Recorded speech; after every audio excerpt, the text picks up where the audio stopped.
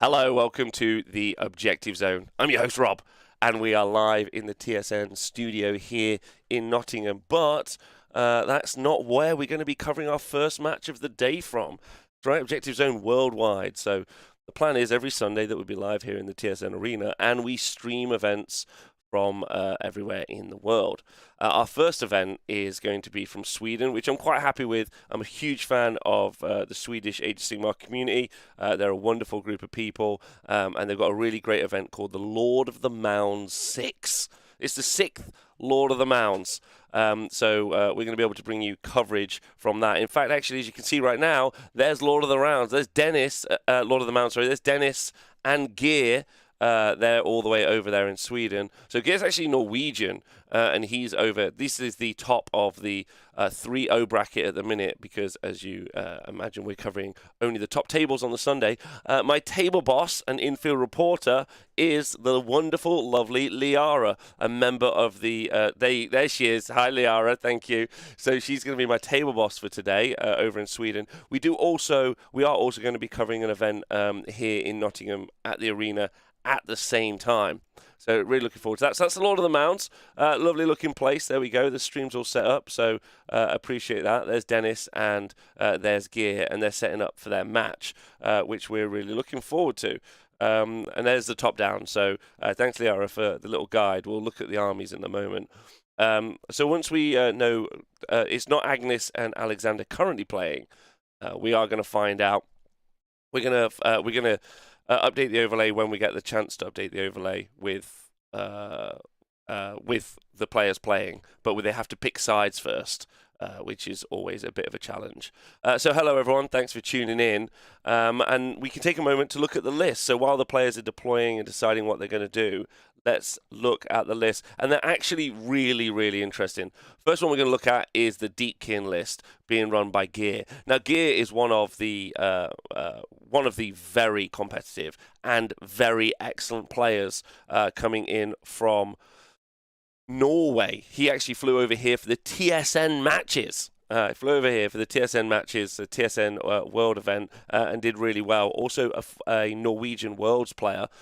He was playing Iron Jaws at Worlds, he was playing Puskor Blightlord's Nurgle here, and now he's playing Idoneth Deepkin. And I don't know if you've noticed, but there's a bit of a theme with those 3 different armies. They're fast, they're mobile, and they're very aggressive. So this is Gear's kind of like wheelhouse. He fights with armies that do big combat damage and are very aggressive, and he's decided to just continue that on. He's running Deepkin and he's running Iron Rack. We'll talk about that in a moment. But he's got an Achillean King. Obviously, he's a general. He's got the Arcane Tome. Oh, by the way, if you'd like to look at the list, ! List in the chat, of course. Hello, Bobbin, Warhammer Rob. Hello, everyone in the chat. Jog.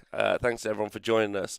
So, yeah, the Achillean King has got the Arcane Tome, and he's obviously got flaming weapons. He's got the Void Chill Darkness mount trait. So what he's looking to do, a ton of damage in combat. The missile. He also, don't forget, can give D3 units always strike first in a different phase to round 1. This keys in really nicely with Volturnus' ability. So as you can see, Volturnus here.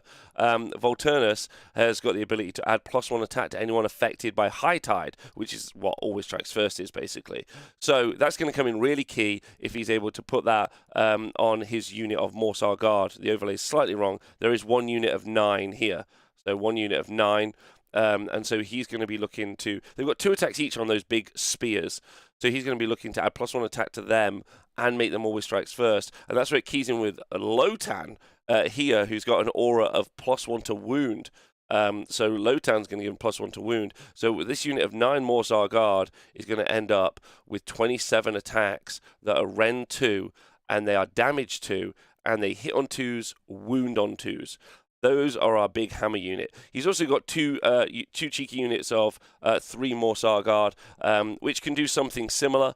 Don't forget, and in Always Strikes First, he's going to have a very big combat phase. And then the Tree Revenants are going to bop around the board and grab objectives. So I think this is a really good combo. I'm really looking forward to see this play.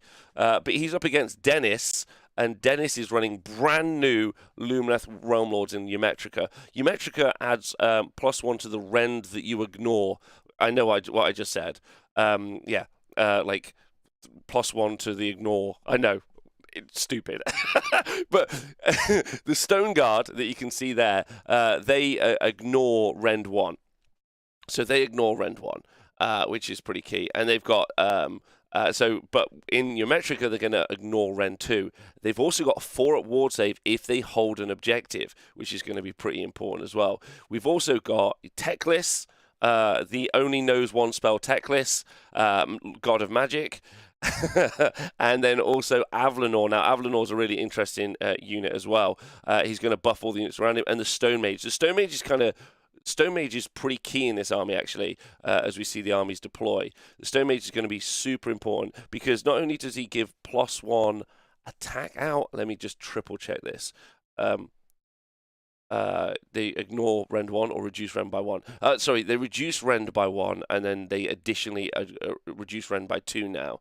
Now, I did learn all of this last night, and who would believe getting up at 6 a.m.? It seems to have gone out of my mind. But I'm pretty certain let's just double check this for everyone. So the Alarith Stone Mage, who we haven't seen deployed yet, but we will see at the moment, he's the general, and he's kind of the key piece of this army. Obviously, the 700-point God of Magic Techless and the 400-point Avlanar, the Stonehaunt King, are probably also very important, but Stone Mage gives some really great buffs out. So he's got the Molten Talisman. He's got the Molten Talisman, and the Molten Talisman gives +1 to wound to the Stone Guard in range. +1 to wound to the Stone Guard in range. He's then got Unyielding Toughness, which is a command trait, and then this means he can give +1. He can give one unit +1 to their wounds characteristic, and not forgetting that they're going to be able to give themselves +1 save and all-out defense. This means that they're a very survivable unit. I'm pretty certain I'm on the money with that. But again, if you seem to know better, let me know. And then we've got our units, right? So we've got 3 units. So just to talk about this again, we've got 2 units, of 10 Stone Guard right here, right? They're 2 wounds apiece, 4-up save, 4-up spell ignore, and don't forget, they're going to have a 5-up ward save. Not 4-up spell ignore, 4-up ward save from magic. No, just a 4-up ward save, I think. And then from mortal wounds. And then Techless is going to give them a 5-up ward save, obviously, because he's going to cast Protection of Techless around him. So they're going to be very, very survivable, which is going to be pretty important because neither of these 2 armies can attrition particularly well. Once they lose stuff, they lose big, which is going to be pretty rough ultimately. So here you can see the table is setting up now. Big shout out to Liara, who's our camera woman for the day. Doing really. Hello, morning. Hello, Jimbo. Hope you're well. Pedro. Did they have the gear? So, yes. So, one of the things that we're doing for the objective zone is we're talking to TOs around the world. Eric and Liara set this up for us over there with some advice from me. And then hopefully we're going to keep doing this all around the world every week and setting up all of these shots so we can tune in from Sweden, tune in from America, tune in from wherever. There's Dennis on the left. Looking solid. And there's Gear, representing his 2D6 club out of Norway. I don't know who Dennis represents. Maybe Liara could tell me who he represents. From where? Westeros. Wow. He's from Westeros. He's the Dragon King. That's it now. Dennis is now the Dragon King. Congratulations. He's from Westeros. So as you can see, I think we're in the deployment phase. Liara, are we right? Is that right? Oh, we're in the deployment phase. So as you can see on the bottom, we've got Gear, and he's orientating himself around this shipwreck. Okay, time to talk about the battle plan. Before we do anything else, I always forget this. Let's do it. We're playing the Prize of Galette. So we've got 5 objectives, right? Vasteros, thank you, Nunza Behemoth, thank you, chat. You will land in Vasteros in November, Rob. Oh, nice. Okay, I think I'm saying that wrong, but okay, I apologize. So there are 5 objectives, but none of them are active until the first turn, at which point the person going second activates one of the first 3 objectives here. Okay, but they also get to choose a proving ground. So it can be like proving ground or proving ground or proving ground. Now, this is actually quite interesting because Gear's kind of struggling a little bit on this. If you think about it, he only has one unit of Galician veterans in his unit of thralls. Now, his unit of thralls are Galician veterans, which means they can control a proving ground. Whereas all of Dennis's units, well, apart from obviously Avlanor and Teclis, are going to be Galician veterans, so they'll be able to contest better. And they want to hold objectives. And thanks, Richie. Hope you're well. Love to get some stuff from Just Play at some point. Stream down here if you fancy it. Avlanor, not Avlanor, sorry. The Stone Guard are also, they get a 4 reward if they're holding that objective. They don't just get the 4 reward if they're holding the objective. So he's going to want to move them very, very quickly onto these objectives. Now, this is such an interesting game because it's all about priority. We just triple check and get this right. So Dennis is a 7-drop list, whereas we've got a 3-drop list for Gear. So Gear's going to get the choice to go first. But I really do think that he probably doesn't want to go first. And if you can see, he's definitely keeping himself out of range at the back here. He's got a very mobile army. He's got Morsar Guard, which are very fast. They're going to be able to move into the middle, move over into the left, and play aggressively, along with Volturnus and the Achillean King. So he's got some really good. If anyone wants standings from the event, then that's not a problem. Then you can just click the link that I've dropped in the chat, and there you can find the standings. You can also type !chat, and that should get you the thing as well. So it's so you should be able to do that. So he's going to be able to move up aggressively, but then Dennis is like, I'm going to hold the objectives well. Dennis is going to ignore a load of Rend. Gear has got a lot of Rend in his army, so he's got Rend 2 at least there. So actually, quite an interesting match. I don't know what my table boss Liara thinks. Liara, I'm going to just let everyone hear you at home right now. Liara, how do you feel about this match? This is going to be an amazing elf-off, definitely. It's going to be really interesting to see how these eels can deal with all these Rend-ignoring Stone Guard. That's going to be great. I'm just excited to see this going. Perfect. Thank you very much. Okay, lovely to hear Liara there.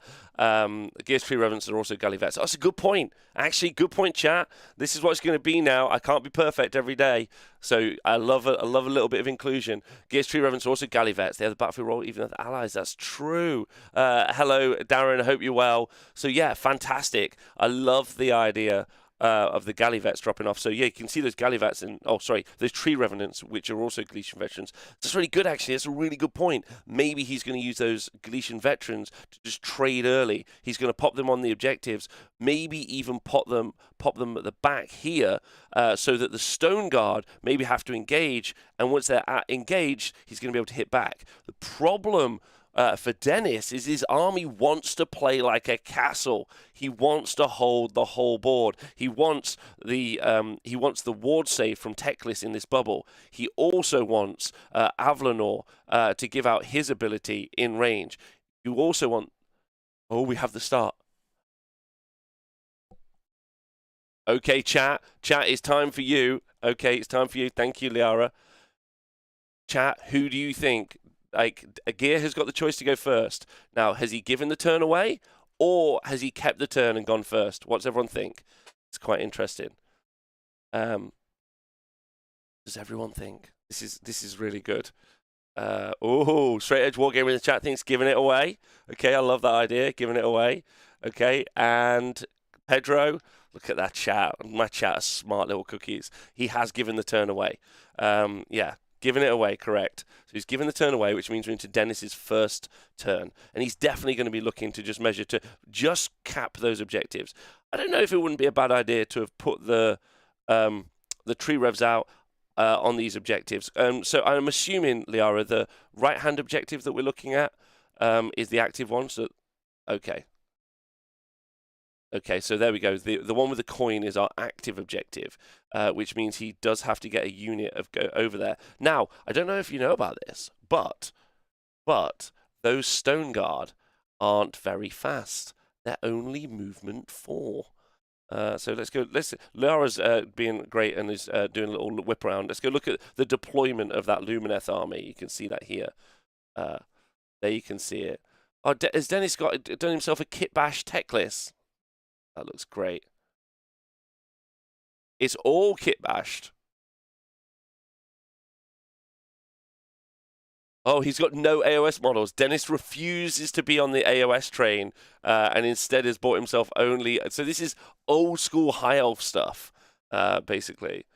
Yeah, so yeah, so Kieran from Wohammer in the chat is pointing out that giving away will let them choose an active objective. So yeah, he's gone second. He's chosen this objective to be active, which means Dennis, if he wants to score any points, has to go here. And if he goes here, I don't know if you notice, there's a load of fishmen that want to. He didn't finger paint tech list, I don't think. I will check with him later. And as you can see, did we see any spells cast in the first turn, Liara? We'll find out about that.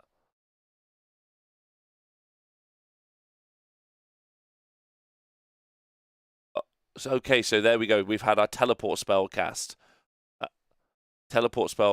And we've had our 10 stone guard put the other side of this castle, this piece of terrain. Oh, sorry, say that again, Liara, please.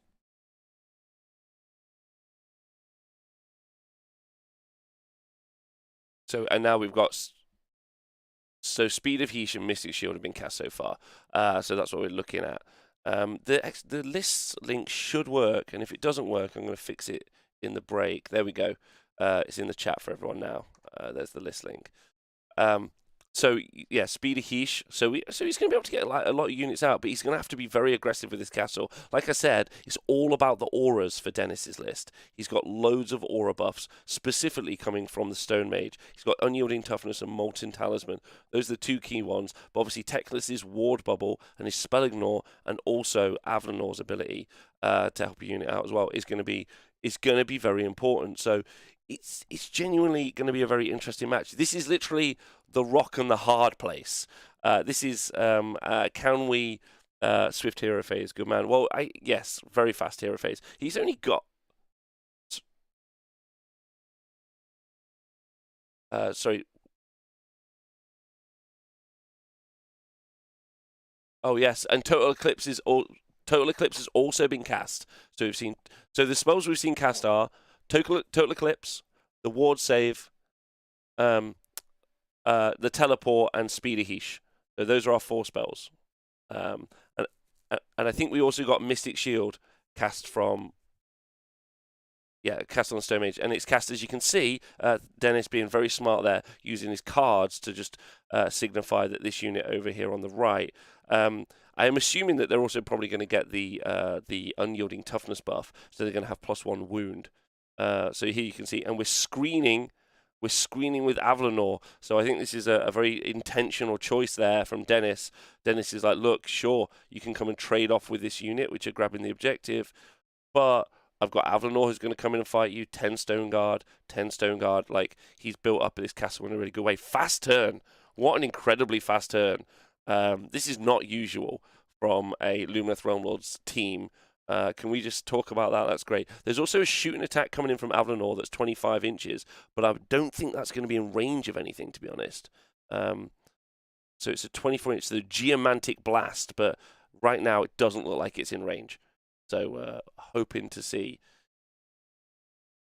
Yeah, it doesn't look like it's in range. So Dennis is going to score himself. What was his battle tactic, please, Liara? We didn't see it updated on the overlay.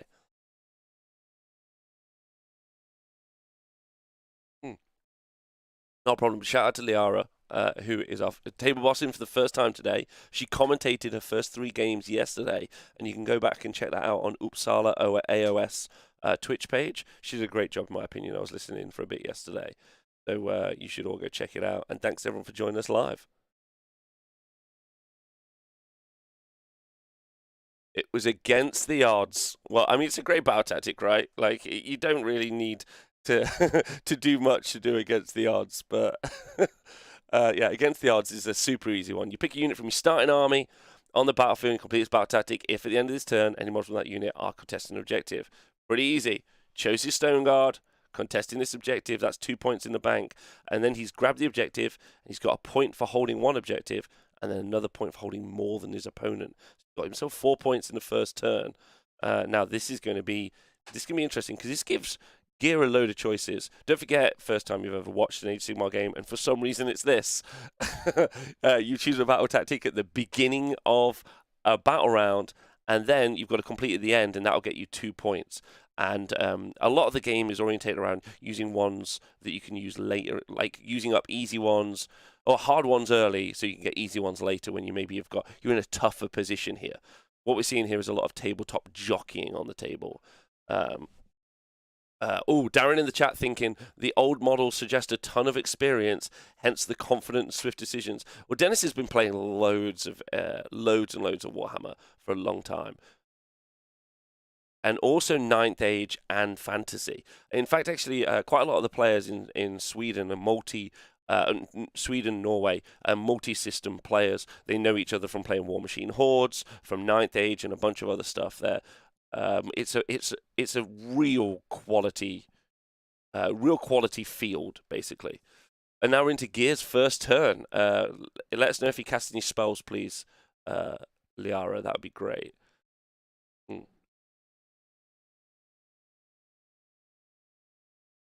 Oh, just waiting for that. Okay, he's got to choose a battle tactic. Okay, so he's going through barge through enemy lines. Yeah, you complete this battle tactic if there are 2 or more units from your starting army holding your opponent's territory. Is he choosing barge? Oh, he's using the tree revenants, of course. I was like, how is he doing that? Of course. So he's doing barge through enemy lines. So it's going to be these tree revenants, and I assume that they're just going to bop over here, maybe not really even engage in the game at all. That's their thing. So they've got the ability to teleport. So it seems like a really easy one. But what's good about this is because they're the battle line, as pointed out by someone in the chat. Yes, thank you, chat. Let's go. This is what I want from Sundays. I want loads of chat, all of us talking. As you can see, boom. Popped him in the corner. He's going to get a bonus point for doing that as well. He's going to get a bonus point for doing that. Oh, what unit is he putting? Are those his tree reps? Oh, this must be his unit of thralls in the corner then. So that's his unit of thralls on the right. Okay. So those are tree revs. You put them in 2 different corners. There we go. So I am sat in Nottingham. Yes, everyone who's just joined us live. The event has been streamed from Sweden, but we have made it so that I'm commentating in Nottingham. And in the future, we're going to be calling in events from all around the world. That's kind of the Objective Zone Sunday mission, which is fun. And I'm looking forward to it. It'll be really good. So an easy 3 points. And this is huge because now 3 points up. He's now going to engage on this frontline objective. And then he's potentially... I don't think he's even going to necessarily engage. I think... Are we going to see him give the turn away? I'm not sure. He's not going to... He's going to be a point up on the first turn. Pretty good. Going to be very good.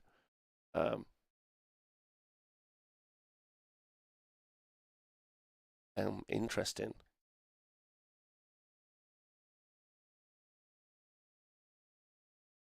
As we see him unpack, there we go.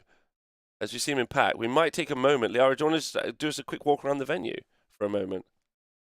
Okay, so we're going to have a quick walk around the venue here. So here is what it's like to play Warhammer in Sweden, if anyone's interested. There's Dennis, and there's Gear, and this is the venue. Looks really cool. I should have asked Liara what the venue was called before we got into it. This is research notes. I should be a better commentator there. But there's some really big names playing at this event. There's some of the Norwegian team, some of the Swedish team. There you go. Loads of lovely people. Playing. Table height looks good. Oh, Ronya. What up, Ronya? Ronya playing right now. Ronya lost a game yesterday on stream. Is this at Uppsala University? It very well could be. It could be. So Ronya playing yesterday. She lost on stream. You can go watch that back. Pretty shocking. Pretty shocking turn of events that happened yesterday. We also have a top table. Table 1. Oh, there. Yes. Love him. We've also got our top table. I don't know where the table number 1 is, but it's actually a Stormcast mirror. Stormcast mirror on the top table. I'm not sure where it is. And it's pretty devastating. We've got a lot of dragons on it versus annihilators. Is our top table, and it's looking If you haven't been already, you should go to Uppsala. It's a wonderful town. Okay, great. Well, they have a really big Age of Sigmar's team, Age of Sigmar scene. Eric helps run it and pushes it around. So, yeah, if you are Swedish or somewhere near Sweden or want to go, then take the opportunity. Look at that big round clock, loads of time. Thanks, Liara. Let's slow it down a tiny bit. You are rapid with that camera. Great job. Thanks, Liara. Great work. Oh, wait, is this our table one? No, it's not. Okay, no problem. Is it? Yes, this is our table one. These are dragons. So one of these two players are going to go forward. So this is dragons versus annihilators, and they're into that game super fast as well.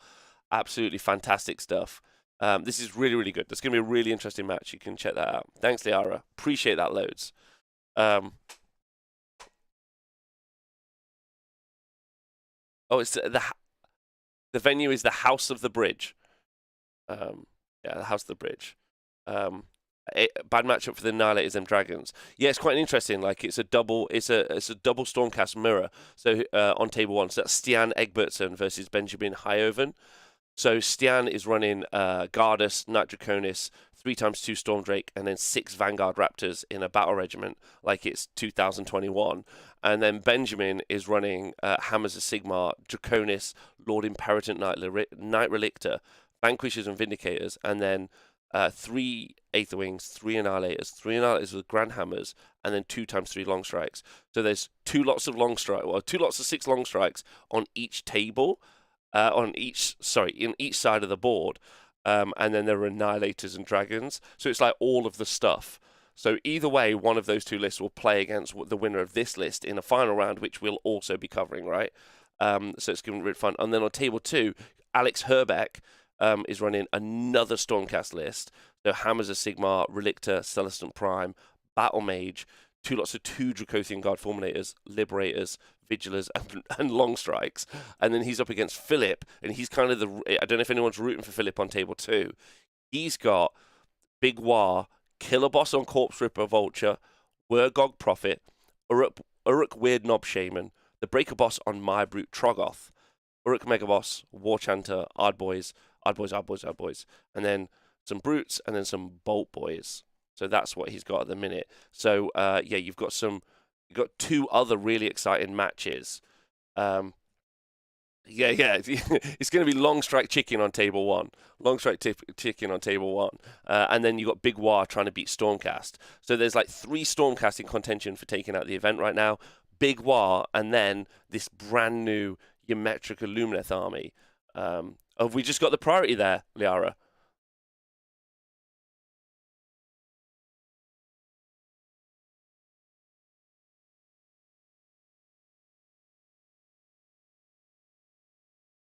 Okay, so we just won priority. Let's go, chat. Oh yes, Lex. So great to see you. Age of something. I love that. I know that there are people hanging out from all over the world, in England, from oh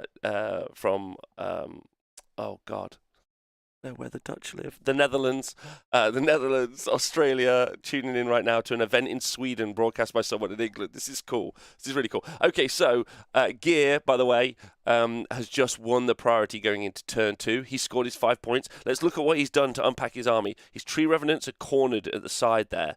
As you can see, he's put Volturnus and the Achillean King on the right-hand side behind a unit of 3 Morsar. Oh, perfect. Thanks, Liara. Thank you. Did he give the turn away or take the turn? Thank you. Yes, Owen, good luck in the morning. Owen currently... Okay, so Dennis won the roll and gave it to Gear. Loads to unpack about that. We'll talk about that in a minute. Shout out to Owen in the who's currently 3-0 somewhere else in the world. I love the little morning check-ins from people all around the world before they get started in their tournaments. Let's go. Yeah, correct, Straight Edge Wargamer. He did take... Straight Edge Wargamer, you're on this. You know what you're talking about. He desecrate for Gear. Okay, let's talk about it. Dennis won the priority roll, but then he's given the turn away, which I think means, as we can see, he's made his home objective active. It's actually a massive role on this battle plan. Darren in the chat just pointed out it's one of his favourite battle plans. I think this battle plan, very abusable by some armies. Gargants with a low drop as an example, very effective. Me and Cabbage were talking about this yesterday, playing here in the TSN arena. He pretty much auto-won with Gargants, so something to be discussed there. Same with Realmstone Cash. But definitely when you've got armies that are a little bit more balanced or a little bit more refined than a Gargant's army, it becomes an incredibly interesting battle plan, and I really like it. And one of the key things that you've seen here is Dennis win the priority role. I think Gear would have loved to win this priority role. I think this has changed the shape of the whole game, because when you win the priority role, you can choose to take it or not take it. He's given the turn away, as we all know. I'm sure there's no one in here who's new, but I'm still trying to do it anyway. And then at the top, he's grabbed this. Dennis has made his own objective. He's given the turn away. He's made his own objective. And this is massive, huge, because Gear now is going to be like, this is impossible to get to. I have to get through Stone Guard that are ignoring Ren 2, that have 5-up ward saves, 4-ups, mortal wound ignores, that have extra wounds thanks to abilities. They've got Mystic Shield. And then I've also got to get past Avalanor and Teclis before I can even get to that objective. So actually, maybe one of the pivotal roles of the game so far. So Dennis took the turn, gave the turn away, and then Bosch. Oh, he's got a TSN objective mark out. Dennis, I love you so much. Oh my God, Dennis, I love you. Just tell him I love him. Will you also put in some game time from your arena today? I will. So we will also try and cut to some of the games that we have here. We've got a really exciting match. As we see Gear, who's chose to desecrate their lands just to keep up with the game. This blistering pace from these two players. But you can see, there we go, the 9, maybe the 9 are going in. Is that, yeah, this is the 9. This is the big unit. Ladies and gentlemen, this is like the big play. There's no way that 9...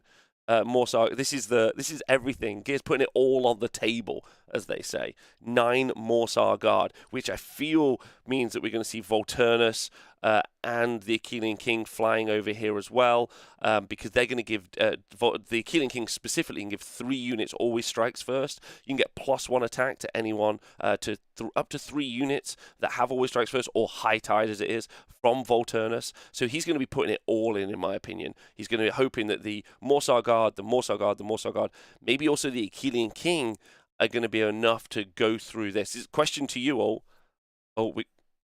Okay, so we've got a redeploy right now from those Stone Guard. Who's he chosen? Boy. Okay, interesting. Okay, so so he's definitely definitely looking to block up those lanes. This is exciting and thrillingly fast. Like players are really good. Players are really good when they play at this speed. Yeah, when they play at this speed, it's really impressive in my opinion. Yeah, loving it. So much. It's much better viewing. I agree. When it's faster, I do agree. And there you can see. I think. That's if he's got a big cape, that has to be Volturnus. That's what I'm going to go for. I think that's Volty has just moved up, so he's gone from here. Okay. Yeah, it is. He's gone up and he's ready to engage here. Looks good for the Swedish scene. Oh yeah, fantastic. Yeah, so if anyone wants to go over to Sweden to play, short trip if you're European, and there's some of the most fun people to play like around the world. There's just some absolutely, like, you've got Jesper's team, Jesper Melenda, and his team from further south than where we currently are streaming from, Uppsala. I'm pretty around the corner. Okay, next to it then, right? Thanks, Liara. And then there's also there's loads of events to go to. Bobbin's running one soon, so it's going to be really fun. Looking forward to it. Oh, and here we go. The thralls are going in. This is full committal. This is full throttle, which is actually kind of interesting because Gear, I don't think generally plays this way. He has just come off the back of running Pusko Blightlord flies. In fact, actually, I'm going to just jump to Liara now and ask her a question. Liara, Dennis, does he normally play castle sort of armies like this? Oh yeah, he knows how to play tech lists and castles, definitely. Is this something he's done often? I mean, yeah, he's played all kinds of Lumineth and tried them all. He loves to play the things with the good combos, the good tricks, the good thought processes, the maths. He's a real maths player. He finds all the good combos and he practices it. Fun. All right, thank you. Really appreciate that. That's cool, getting like local knowledge in. Liara is also fantastic. So, I mean, we're fortunate to also get an absolute legend So here you can see the other unit. So there's a unit of 9 and there's 2 units of 3 Morsar Guard. As you can see, he's also put some tree revs grabbing this objective. He's not like, this is full commitment. This is in. Oh, this is it. Turn 2. Ladies and gentlemen, what do you think is going to happen? Is he going to whiff? Is he going to bounce? Let's ask, because he's got some stuff. So Teclis is going to be given a 5-up ward bubble to all of these units. So they're Nurgle dudes. They ignore Ren 2, okay? Which means all of these eels with Ren 2 on the charge are just going to be facing off against 4-up armor saves. This unit on the far right-hand side has got Mystic Shield, and I assume this unit on the left here is probably going to get all-out defense. And so I think what you're going to see is a 3-up armor save, 5-up ward save unit hit by 27 attacks that Ren doesn't matter, that are going to be damaged 2. So that's going to be they might bounce. Hey Liara, is it Tim Ross and co-host? Look at Rob, you can steal your job soon. That's fine. That's fine. Someone needs to. Adam Mumford, my other co-host, is also. Oh, big charge! Is that a big charge from Gear here? What did he roll? Volturnus. Is that Volturnus who's charged? Oh boy, or the king. Volturnus, ladies and gentlemen, is into Teclis. I don't know if anyone else saw that. Yeah, yes, let's go. Right. Whoa, yeah, okay. So he is in from here to here. This is so exciting. Yeah. Listen, it's a bit of a catchphrase, yeah, from the Netherlands where the Dutch live. If it's the king, that's massive. Because if that's the king, and ladies and gentlemen, it's the king. Does he have flaming weapons?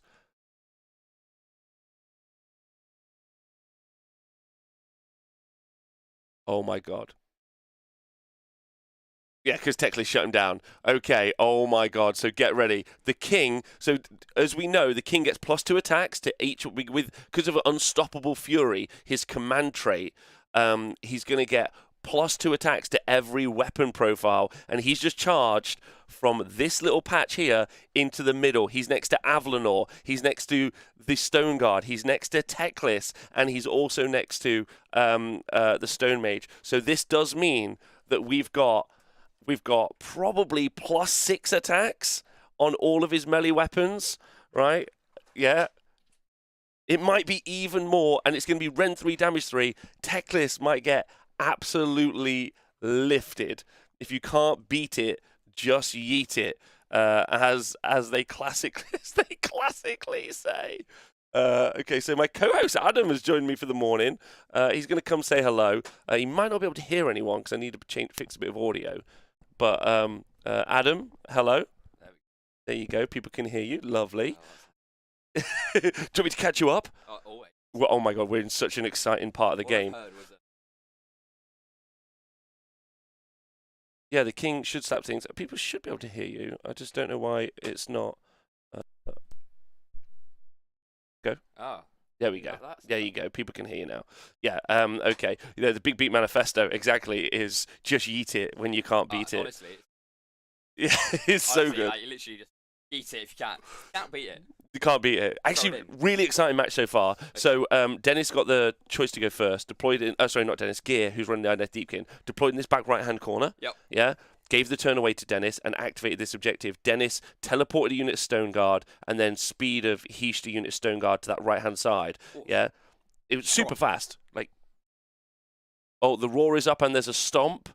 And then the priority was won by then Gear just kind of he did barge through enemy lines with 2 units of tree revs. Nice. Yeah, and then he just built himself a little castle. It's really lovely play. And then absolutely fantastically, priority roll. Dennis won it. He grabbed his objective and was like, "No problem, I'm active." And now Gear has just gone in. And as you just heard a moment ago, yeah, the Achillean King is right in there. We'll find out how many units have got always strikes first, because obviously it's going to be D3 because there's also Volti. Yeah. 9 Morsar Guard into the Stone Guard here. They're in Umetrica. They're ignoring Ren 2. The thing is, like, when I heard the King, I was like, that's a terrible idea against Umetrica. And then I went, and then he said, he's into Techless. Oh, that guy does not ignore Rend. He does not He is ignore not Rend. ignoring that Rend. He's surely putting all of the attacks. Yeah, right, yeah. Yeah, Techless Skull's getting yeeted more than Durston in the Rangers kids would, right? Goodbye, Techless. Goodbye, Techless. Goodbye. This is going to be massive. It's gonna be wild. So we've just heard he's gonna attack with the Achillean Kings first, Liara. Okay, so the Achillean King and Volturnus are the only ones that have got fight first. Wow. I mean, that's fine. That's fine. You have an Achillean King and Volturnus. Yeah. And then they're both going first. And then you have another unit go. Yeah. So and Owen points out there's still even more defensive buffs, right? You've got. So he's got 8 additional attacks, but he is going to be minus. But he's going to be -1 to hit from Avalanor. From Avalanor. Yeah, but that's fine. When you've got that many attacks. Yeah, I mean, he's going to be targeting everything to Techless because he's got the bladed polearm, which is Rend 3, damage 3. Obviously, didn't get flaming weapons off, so this means he's just going to put so much output into Techless. He's still going to be hitting on 3s. He's got an all-out attack, unless he's been roared. Yeah, and Dennis did try to avoid this. By the way, there was a screen here, and then he did redeploy. And as you can see, he tried his hardest. You can literally see there was just I think he rolled just slightly too low, and he wasn't able to get that that little unit to redeploy back. So there's a little gap. I think he noticed his mistake, if you will. Uh-oh. Yeah. Uh-oh.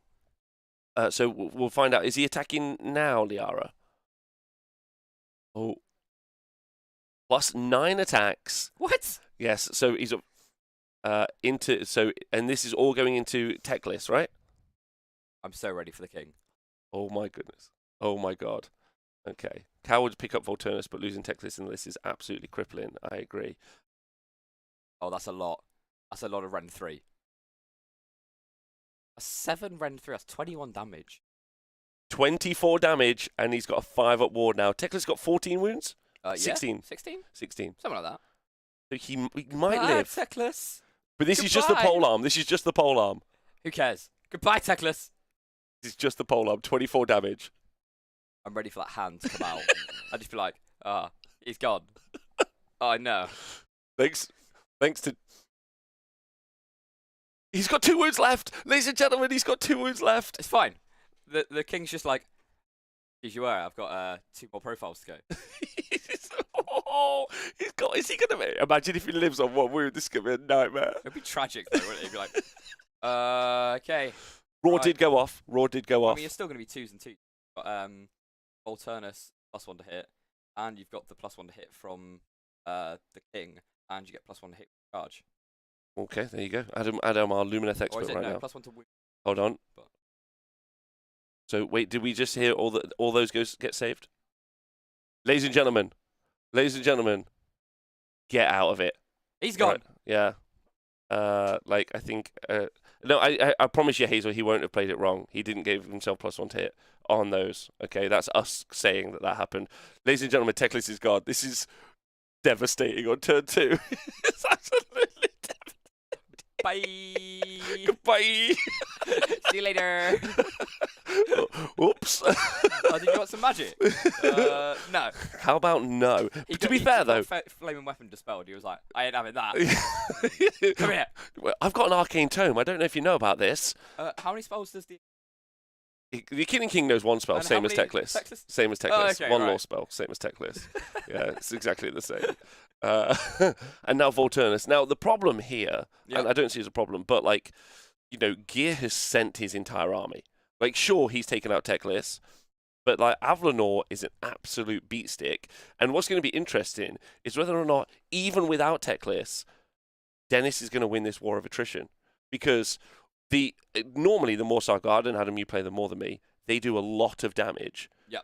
But I don't think they're going to do that here. I think that they're not going to do it, and Avalanor is going to ruin lives. Oh, Avalanor wrecks face. He's like Rend 3-5 damage on it. Yeah. On his hammers? Yeah. Mental. Yeah, that's Dennis noticed and tried to cover with that redeploy. He did. Yeah, Dennis did. Yeah, he did. Yeah, it's a disaster. Correct. He did do a redeploy, but he just didn't get in there. So I mean, because Avalanor's probably going to either pick up the King or Volturnus now. Although Great trade though. great trade, yeah. I trade that every day of the Yeah, week. because you're still like a couple of 100 points up even on that trade, right? Yeah. Like that's pretty I mean, impressive. The King's 250 points, and Yeah. he's just removed Techless. Yeah. You're right. That's absolutely perfect. I will take that every day. Of The the thing is, though, is I think like the stats on. To be fair, they don't have the 5-up ward now because obviously Techless is gone. So actually, they're already like a third less survivable. But I think their numbers are very good. So this unit here, like, It'll be interesting to see what the 6 Morsar actually do. 10 Stone Guard, because obviously with no rend, you kind of don't do a lot. no, and if they'd have also had a 5-up ward, because I did the numbers right. So they haven't got High Tide, which means they haven't got the Volturnus buff. So they could have been at 27 attacks because there's 9 of them and they get 2 attacks each. But they're now just going to be at 18 attacks. They've already lost a third of the potential attacks that they had. Yeah. And like you said, if they hit and wound with everything, that's going to go through. That's like they're going to have a 4-up armor save if they don't all out defense. So he's going to get a 9 through. So he's going to do 18 damage. But which doesn't even kill the unit. But obviously that's best case scenario. Yeah.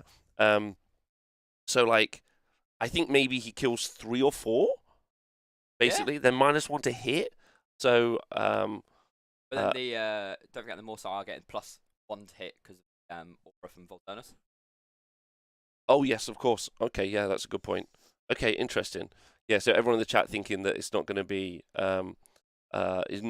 his opportunity. So he's also gone for desecrate their lands, but as you can see, that was his battle tactic. So that's just here. I love some cheap. Yeah, I love some cheap. Yeah, really good. This is such a punchy list. Like, but I mean, he's going to be over the moon. Gear's going to be so happy that he rolled that 11. Oh, Gear's like, probably having the best time ever. I've seen him play before. He's just like, send it in. And you're like, all right, here we go again. Let's roll. So how much damage, sorry, Lyra? So 12 damage. So our unit of 9 Morsar so far, because this will just be the lances, I assume, have done 9 damage. So like, pretty good actually. Yeah, it's not bad. It really isn't bad. That 3-up armor save. I think that's one of the interesting bits is that Rend is becoming so useless, Are they right? bounty hunt? Oh.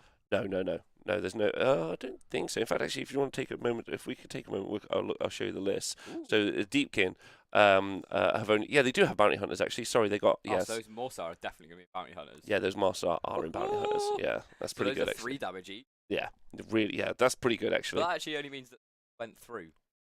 Not good. 4 went through. 4 went through. If it was 9 damage. Yeah, It's then 12 3 damage, went. wasn't it? 12 damage. 12 damage. Yeah. So even better. Thank you, Liara. Thank you. She's doing great.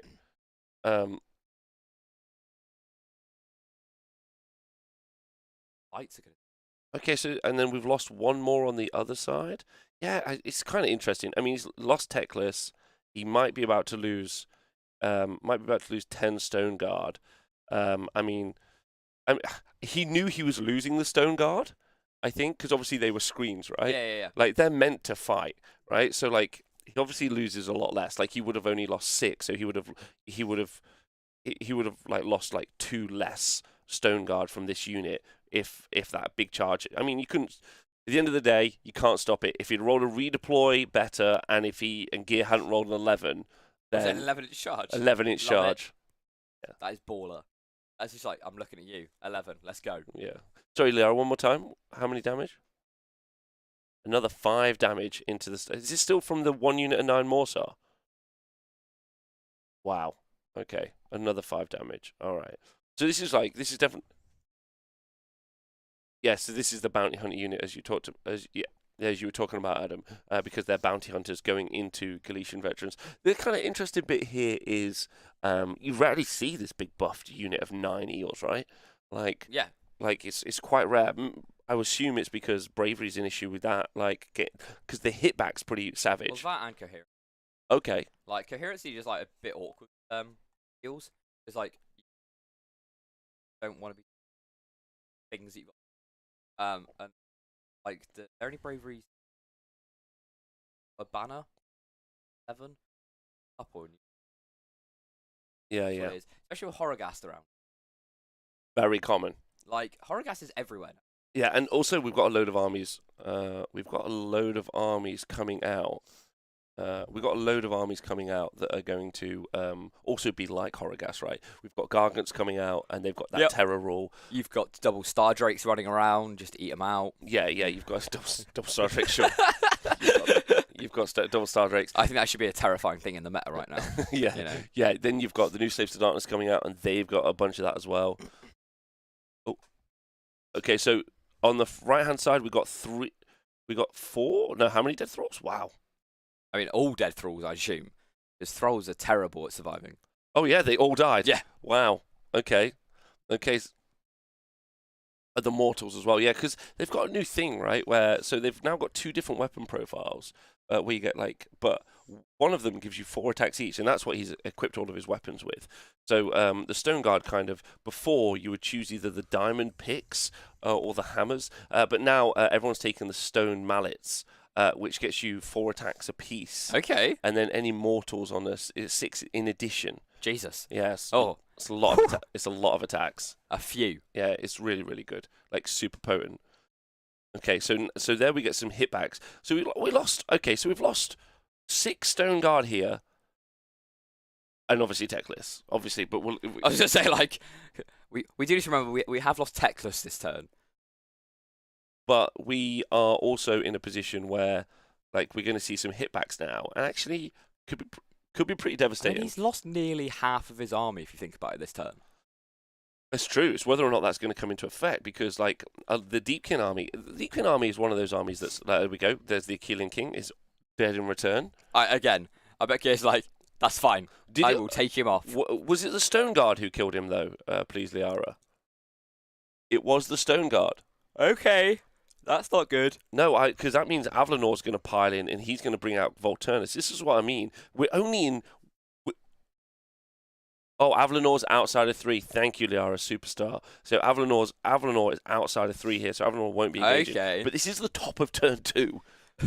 Okay, right? So, like, we've got some real fight to go, because, sure, we've still got some more activations over here into the Stone Guard, but this unit of Stone Guard, I think, win versus Morsar Guard. Avlanor's going to come in, and I'm pretty certain is going to take out Volturnus. These other Stone Guard can come in and attack back. So, and then, sure, we're in the Always Strikes First turn. Yeah. Of course. Next. Love a bit turn 3. Yeah, a bit of turn 3. So if you don't know Aneth Deepkin on turn 3, their whole army gets Always Strikes First. But I think it looks terrible. This is one of those games where I think you would kind of be like, this is it. Yeah. Loads of players' head would go down at this point when they're Yeah. like, oh, I've lost Techless. Game's over. Yeah. What's the point? But I think actually the attrition. Oh, actually he lost way more Stone Guard there than I thought. That was a lot of Stone Guard. What It's the without that 5-up ward from Techless. Interesting.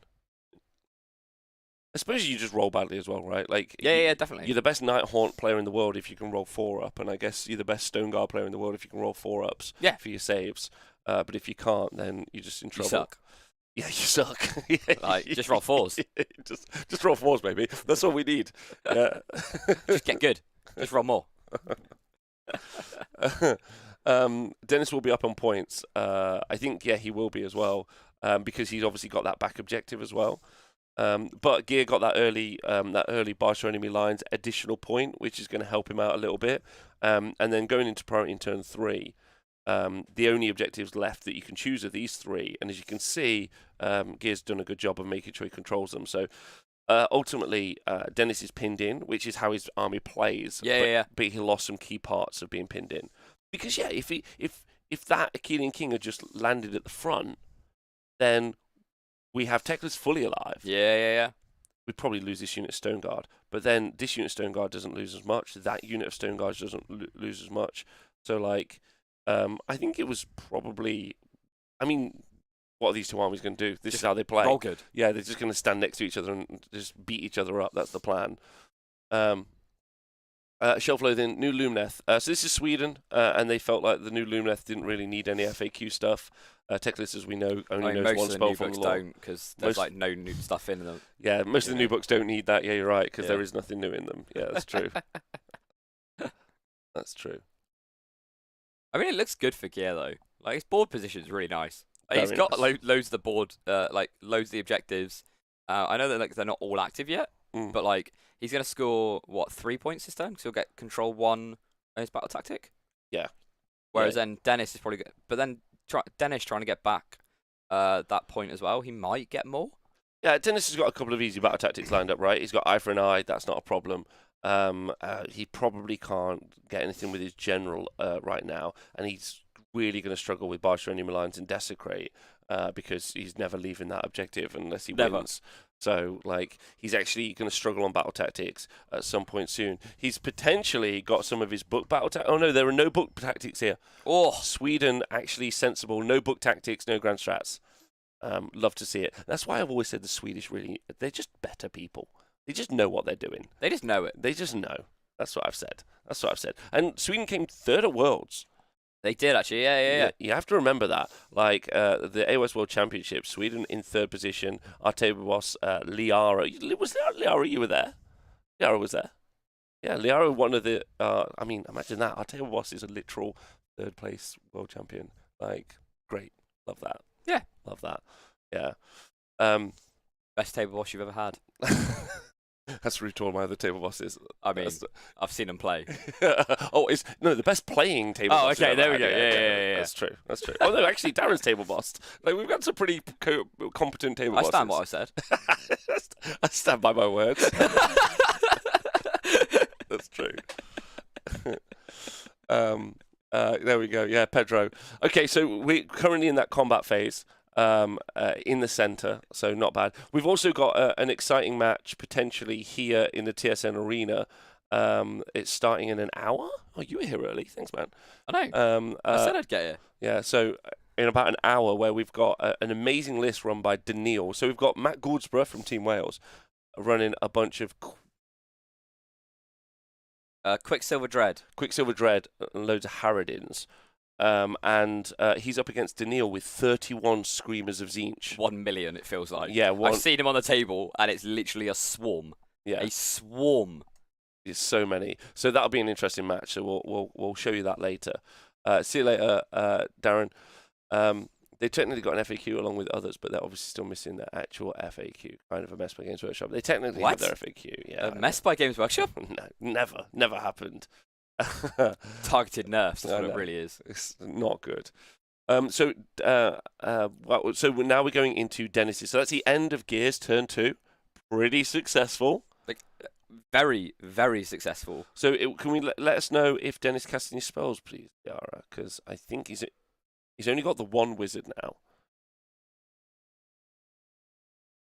I mean, technically it only counts as one wizard. He only knows one spell. It's true. It does. Oof. What is he going to do here? He's just going to have to fight it out, right? He just has to duke it. He's got no options. Yeah, this is a toughie. I just don't think he's got enough left to deal with all the eels and stuff. No, he doesn't. He does need it. I think if he gets a double, Avalanor can do some hurt. Like, he takes out Volti, goes into those 3 eels, and then smashes everything there. Yeah. And then all that Gear's left with is like tree revs and 9 eels. I think we've just seen finest hour from both the Stoneheart King and I wonder why Volti's gone finest hour. yeah, 'cause he's about to get smacked by a big cow. Okay, and the battle tactic is an eye for an eye. Now, the battle tactic eye for an eye is quite an interesting one because you don't need to even choose the unit. It's just you just have to kill an enemy unit because they killed yours last time.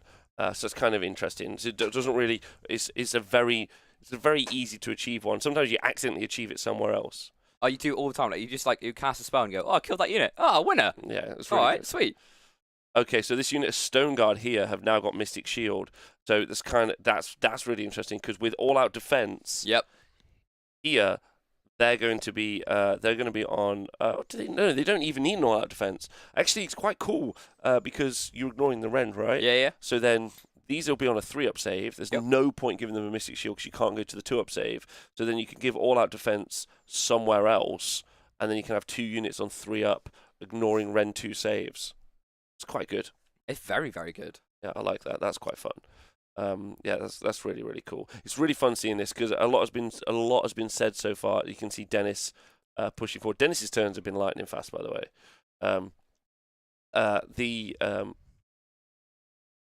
Much like how Matchy and Daniil are going to be later. The opposite. Sorry, Larry, would you just say that again for us? Perfect. So this unit here. So the stone mage is quite interesting, actually, Adam. Stone mage just got the unyielding toughness command trait, which is you can pick a unit within range and it's wholly within 12 inches, and give them +1 to their wounds characteristic. So this unit at the back, so at the top near Avlanor, they now have got +1 to wounds, so they're going to be 3 wounds apiece, which is kind of interesting. It's just so hard to shift at that point. Yeah, I mean, like, he's retreated the single one here, looking for the rally next turn, definitely. Yeah, so that's kind of interesting. I mean, I think we lost an eel or two, but I'm not sure the slapback's going to be too much. But either way, whatever. 3 eels, thank you. 3 eels are lost so far. Oh, here we go. Big D6 damage. He's throwing his Geomantic Blast. Through a Volti, because of the Forgotten Nightmares, you would have to go through the closest visible unit. So if he's sensible, right?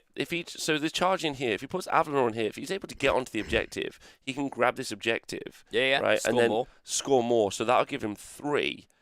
So he'll go up to 9-8. Yeah, that's he has to get that, right. He has to get those bonus points at this point. Yeah, like he's got to be concentrating. So this is the other unit of Stone Guard. So there were 2 units of 10 Stone Guard, Adam, and then 2 units of 5. So our 2 units of 10 were the beaten up unit here, the other unit here who killed the Achillean King, unit of 5 who've retreated down to just 1, and then another unit of 5 who's in here as well. So like he's put as much in as he can. Avlanor's in. Avlanor. Let's go. He's just going for Volti. Oh, I think he might have messed himself up a little bit with that. I think Stone Guard. No, the Stone Guard only moved 4 inches. He can't go any further. So yeah, I think you're right. He just couldn't go any further. Yeah. So Volti was in a good position to block. So he just body blocked. So he's not going to get this objective. So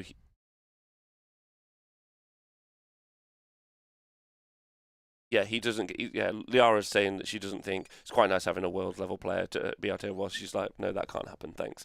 I'm like, thanks, Liara. Appreciate you. Yeah, absolutely love that. More of that for us, please. And then we're just talking about activations, I think. Oh, of course, what he's going to do is Dennis is going to activate with the unit of Stone Guard in the middle into Volturnus, kill Volturnus, then pile in. Because if you've charged, you can pile in. And then is maybe going to take out those eels. Uh-oh. We'll see. Probably still can't pile onto the objective, which is what Liara was saying. Interesting.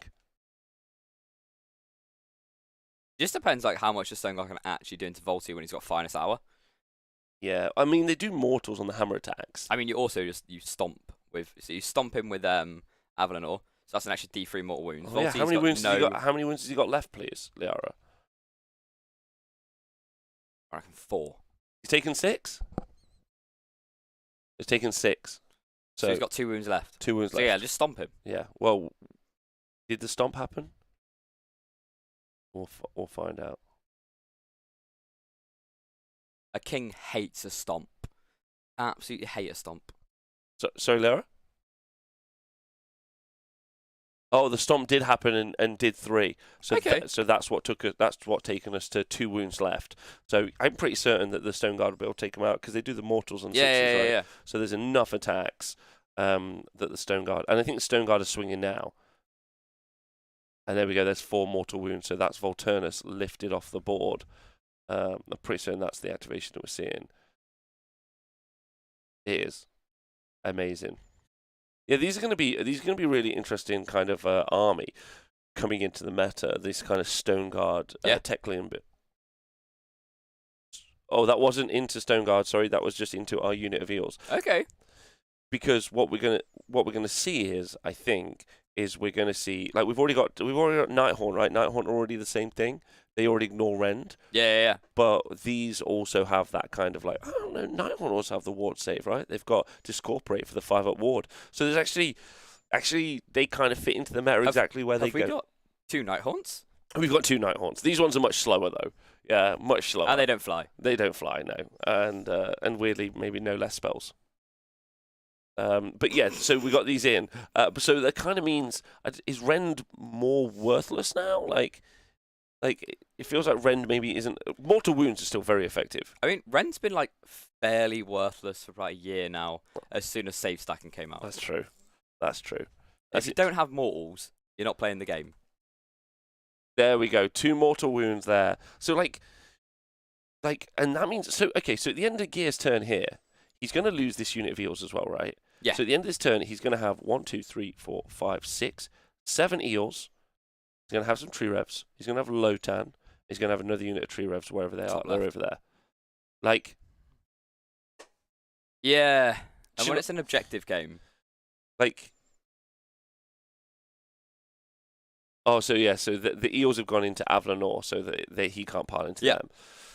them. So I agree that he only had to send it, right? Like he had to just send his army in. But like, look where we're at on the slapback. It's just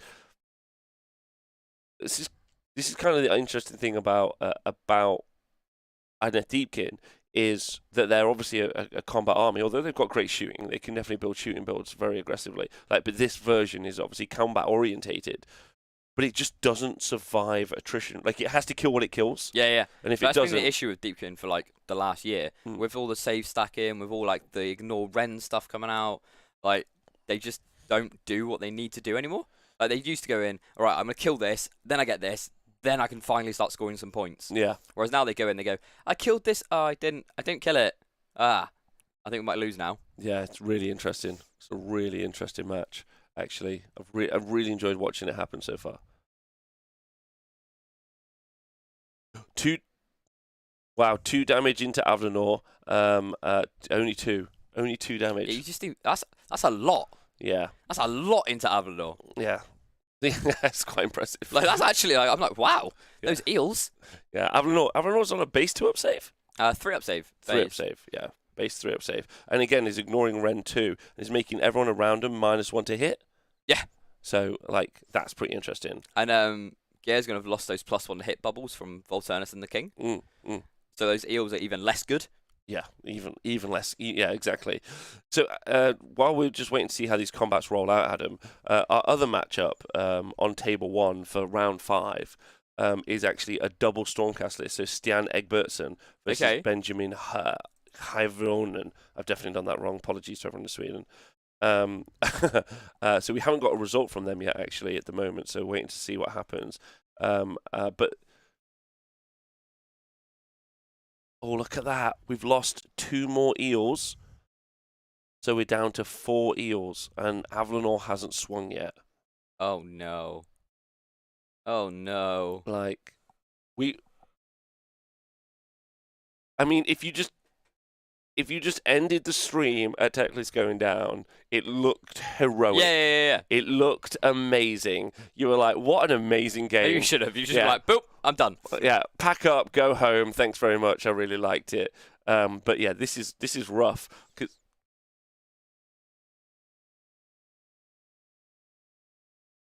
Wait. So it is what on the eels? Wow. So we just heard that Avlanor just went in and they saved. Oh, okay. But they saved 3 of the 5 saves or whatever it was on 6s, and he saved 3 of them. Nice. Yeah. Nice. They're still dead. Yes, still dead. Still dead. Yeah, still dead. Yeah. It's the Avlanor show now. Correct, Lex. Big shout out to you. Sweden are making a comeback. It's true. Yeah, because this is Norway versus Sweden. Because Gear's Norwegian. He's flown over against Dennis, so it's only 15 damage. Ladies and gentlemen, Avlanor stock's up. He's going to be sold out by the end of the day. Yeah.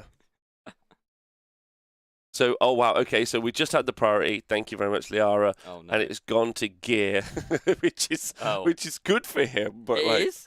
I The mean, thing is, if he takes it, then Dennis just activates another objective, and he'll just activate that middle one. yeah. So he did. That- Correct. yeah, there we go. So Make these it are proving ground. these are our 3 active objectives. These 3 here. Now Dennis is down a point, but and it's also a proving Yeah. ground, which means the only units that contest it are this unit of Tree Revenants, this other unit of Tree Revenants, but obviously all this Stone Guard can also contest it as well. And I assume all the Stone Guard count as 3. Yeah, or the Stone Guard will count as 3. Yeah, 100%. Oh, No eels back on the rally because he was obviously removing them from here. You have to be outside of 3 inches to do a rally. There is another Stone Guard up here. I don't think he's rallied any of those. Oh no, he's put one back. Did he get one back? Nice. That's hilarious. Okay, got a Stone Guard. No eels here, but one Stone Guard at the top. I'm really excited to see go in and bounce. Mm. And we just heard Avalonor also just healed one of his wounds taken. No. Yeah. So yeah, like kind of interesting to watch this. That absolute like meat mountain hit these. That was a great turn. That was a great turn. I mean, it was a great the whole game turn. The whole game in one turn. Every game should be like that. It was just all over that single turn. We were like, the emotions were up. I was like, Teclis is gone. We go back. Oh, both kings are dead. Oh, okay. Right. Yeah, it's really interesting. I mean, there really isn't much. He didn't really have many other options, I don't think, because that army wants to play as a castle, right? I think the only thing he could have won, I think what he wanted to do, because he was here, I think what he wanted to do was win the priority, give the turn away, and then make this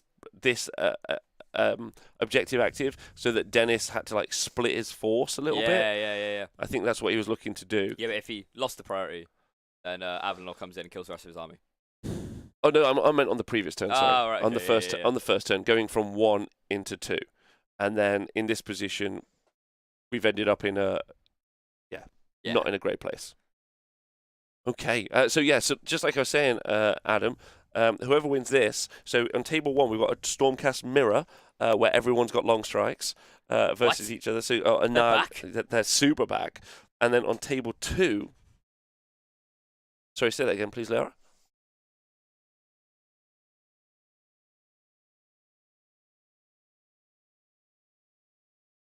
Oh, yes, of course, yes. And then on table 2, there's also another Stormcast army with also more long strikes, but they're up against Philip Wall, and he's a kind of like hot pick. He's got Big War. Oh, Big War's in there. I heard the Big War was broken, and that's why loads of bone splitters went up in points. Yes, that's correct. That's what happened. For those of us who can't watch it, all of it live will be uploaded to the YouTube channel. Yes, Nick. In fact, actually, we're multi-streaming this to Twitch and YouTube. So you can actually, if you are watching on YouTube and want to do a super chat, don't know how that works, but please do it. Yeah, I've seen the big YouTubers do it. Don't know what you do, but just, but either way, it's on YouTube right now, so it'll be immediately on YouTube after this has ended, basically. Wow. I know, right? What? Who knew? And then we'll also be covering some of the TSN Arena event during the day as well, because they kind of overlap, because we've got, if I'm right in thinking, there's only been an hour and a quarter of this round, and in 45 minutes the first round, well, the next round of the arena event here in Nottingham will happen, and so I can Did you forget where you were for a second? Yes, I did. So am I in Sweden? Yeah, am I in Sweden? I feel like I'm there. I feel like I just wish I was with Liara, hanging out, watching some Warhammer games. Right, so Gear's Gear's third turn. So he's got always strikes first now, right? Yes. But what would you do in this position, Adam? You've got shake left. my opponent's hand. No. Yeah. Like I don't honestly, like, you've kind of got to these eels. You've got to maybe potentially be coming around here and support, like, going into this garrison, trying to kill it. But then you're just giving up all this board position. Yeah, you are. I mean, you've also got to be wary that you don't go within 9 of Avalonor right now, so you can't then redeploy onto the only objective that you control. Gear controls. Yes, Gear currently controls it, so that's definitely worth a point. What was his battle tactic? Sorry, outmuscle. Oh wow. Okay, so he's chosen outmuscle as his battle tactic, which I didn't. Oh, there you go. Which is pick one enemy Galician veteran unit that has any models of contesting an objective marked as the proving ground. So that's the unit in the middle, I'm afraid. So it looks like he's probably going to go for that. So he's going to try and kill that unit in the middle? I mean, isn't there a unit of 5 there? Huh? There's a unit of 5 there, isn't there? There's a unit of 5 here, and there's this original unit of 10, which are down to 4 left. So there's those options. I mean, that's doable, right? It's doable, It's definitely doable. Pedro, I don't think we've got enough viewers, or we've had enough viewers on TSN to have super chat yet. So don't worry about it. We're not those big time YouTubers. What? We're just regular folk. That's what you think. I'm a Warhammer influencer now. Thank you very much. It's true. It is thanks to you that cockatrices are now 15 points more expensive. So I like how you personally upset Games Workshop by taking cockatrices. Just that one person apparently. He's like, you. No. How long do we plan to stream today? So we will take breaks, but I think I'm not going to turn the stream off. So it's probably going to be streaming for the whole day. Ooh. So we'll see. We'll see what happens. There's also interestingly, when the Swedish event will end 3 p.m. UK time, but then the English event won't end till 5 p.m. UK time, and then the American event begins at 2 p.m. UK time. That was a lot of PMs. Yeah, I know, right? So like it's going to be cool in the Basically, future. there's loads of games. Yeah. And then we can watch them all. Yeah, well, if everyone in the world, like everyone in the Age of Sigmar community, takes part in this and like wants to, there's the opportunity that like we can just jump between. I could be like, okay, we'll leave right now. We'll leave this game and we'll go to our event in place X or place Y. You need like an overlay, which is like an aeroplane. Goes over the screen. Okay. And so now we're flying over to America. Yeah, we'll do that. Right, I'll set that up. This is good. A special. There you can see, by the way, our unit of tree remnants at the top have moved over there. Tree remnants really, really interesting. We'll talk about those in a minute. I just want to do a special shout out right now while we're doing this to Eric, who contacted me originally and was like, and we were the first people to set this up. So like believing in that we could do this and doing that extra work, and then Liara giving up her day to do so. So a special thank you out to those two people because you needed proof of concept, right? And here we are. It's cool, right? Imagine if we do this like every week. It would be really fun. That's the goal. Sunday, Warhammer Day. Warhammer Day. I just imagine like eating my cereal. Like, welcome to the objective zone. Yeah, I need some obnoxious American intro. Okay, so as you can see, they're in. Yeah, they've yeeted them in. Liara, am I right in thinking that eel on the far left-hand side is the remaining eel from the unit of 9? Wow. Okay, so of course. So he's moved out a single eel of the unit of 9. So he's looking for the big rally in the next hero phase. He's gonna need a big rally. He is, yeah. I mean, but he eight could. 6s, baby. 8 6s. Let's go. So yeah, rally. If you don't know, start the hero phase. You pick a unit, and then you roll a dice for every slain model. So that's going to be 8. Any 6s, you can return 1. Each eel is 4 wounds each. 4 wounds each, yeah. 4 wounds each. 4 wounds each. 4 wounds each. So every time he rolls a 6, he's going to put 1 back on. So it's going to be pretty important. And as you can see, he's taking his tree revenants at the top. I'm so ready for combat tree revs. And is looking to take that objective at the top. Is that a stone mage? No, Caligraven though, right? Oh yes. Oh, so he's killed 3. Is there 1 left? Okay, so he needs this for his battle. He needs this for the objective.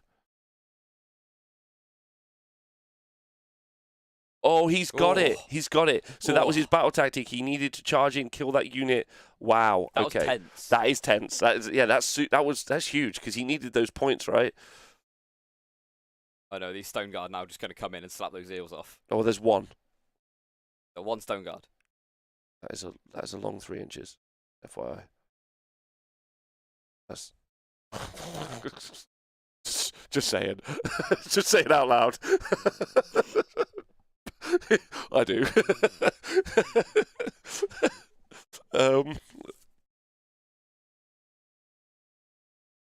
Those stone guard could do some serious hurt in those.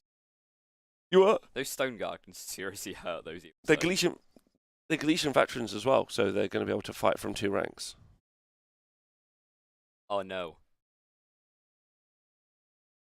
But eels are only on a 4+ save as well. Yeah. Oh, thanks, Carnivorous Kang, for donating. Oh, Pedro, did you donate? Get some gift subs. Pedro, let's go. Thanks, Pedro, if that's what you did. Thanks, everyone in the chat. I haven't actually set anything up to look at people being kind and donating gift subs and stuff. So 10 out of 10. Yeah, I know. What an idiot. Oh, thanks, Pedro. That's super nice of you. Colonel Cabbage, thanks for resubscribing to the Testiculum Network. Malk, Rackerman, loads of people. Just a guy in the chat, thanks for resubscribing. Owen, let's go. Strata Miniatures, oh, nice. What hashtag? Yeah, nice. Also, if you have subscribed, then you get access to the T Sports Network emotes, which are pretty. Well, I think they're pretty cool. that the red and blue ones? 9 damage into the eels, by the way. Wow. Not 100% certain. Not 100% certain they would have got that many attacks in, but that's okay. And then, so yeah, so there's just what 2. So left. Look at the 2-inch range. That's not the bit I was talking about, but yeah, okay. So we've got Lotan, we've got 1 eel and 1 eel right now, and then we've got 2 Retriever Revenants with Avlanor still to go. This is the top of turn 3. Pretty certain we should be able to. I didn't set it up. I didn't set it up. I meant to set it up. I think I might have set it up. Hold on, we should be able to see the scorecard. If I...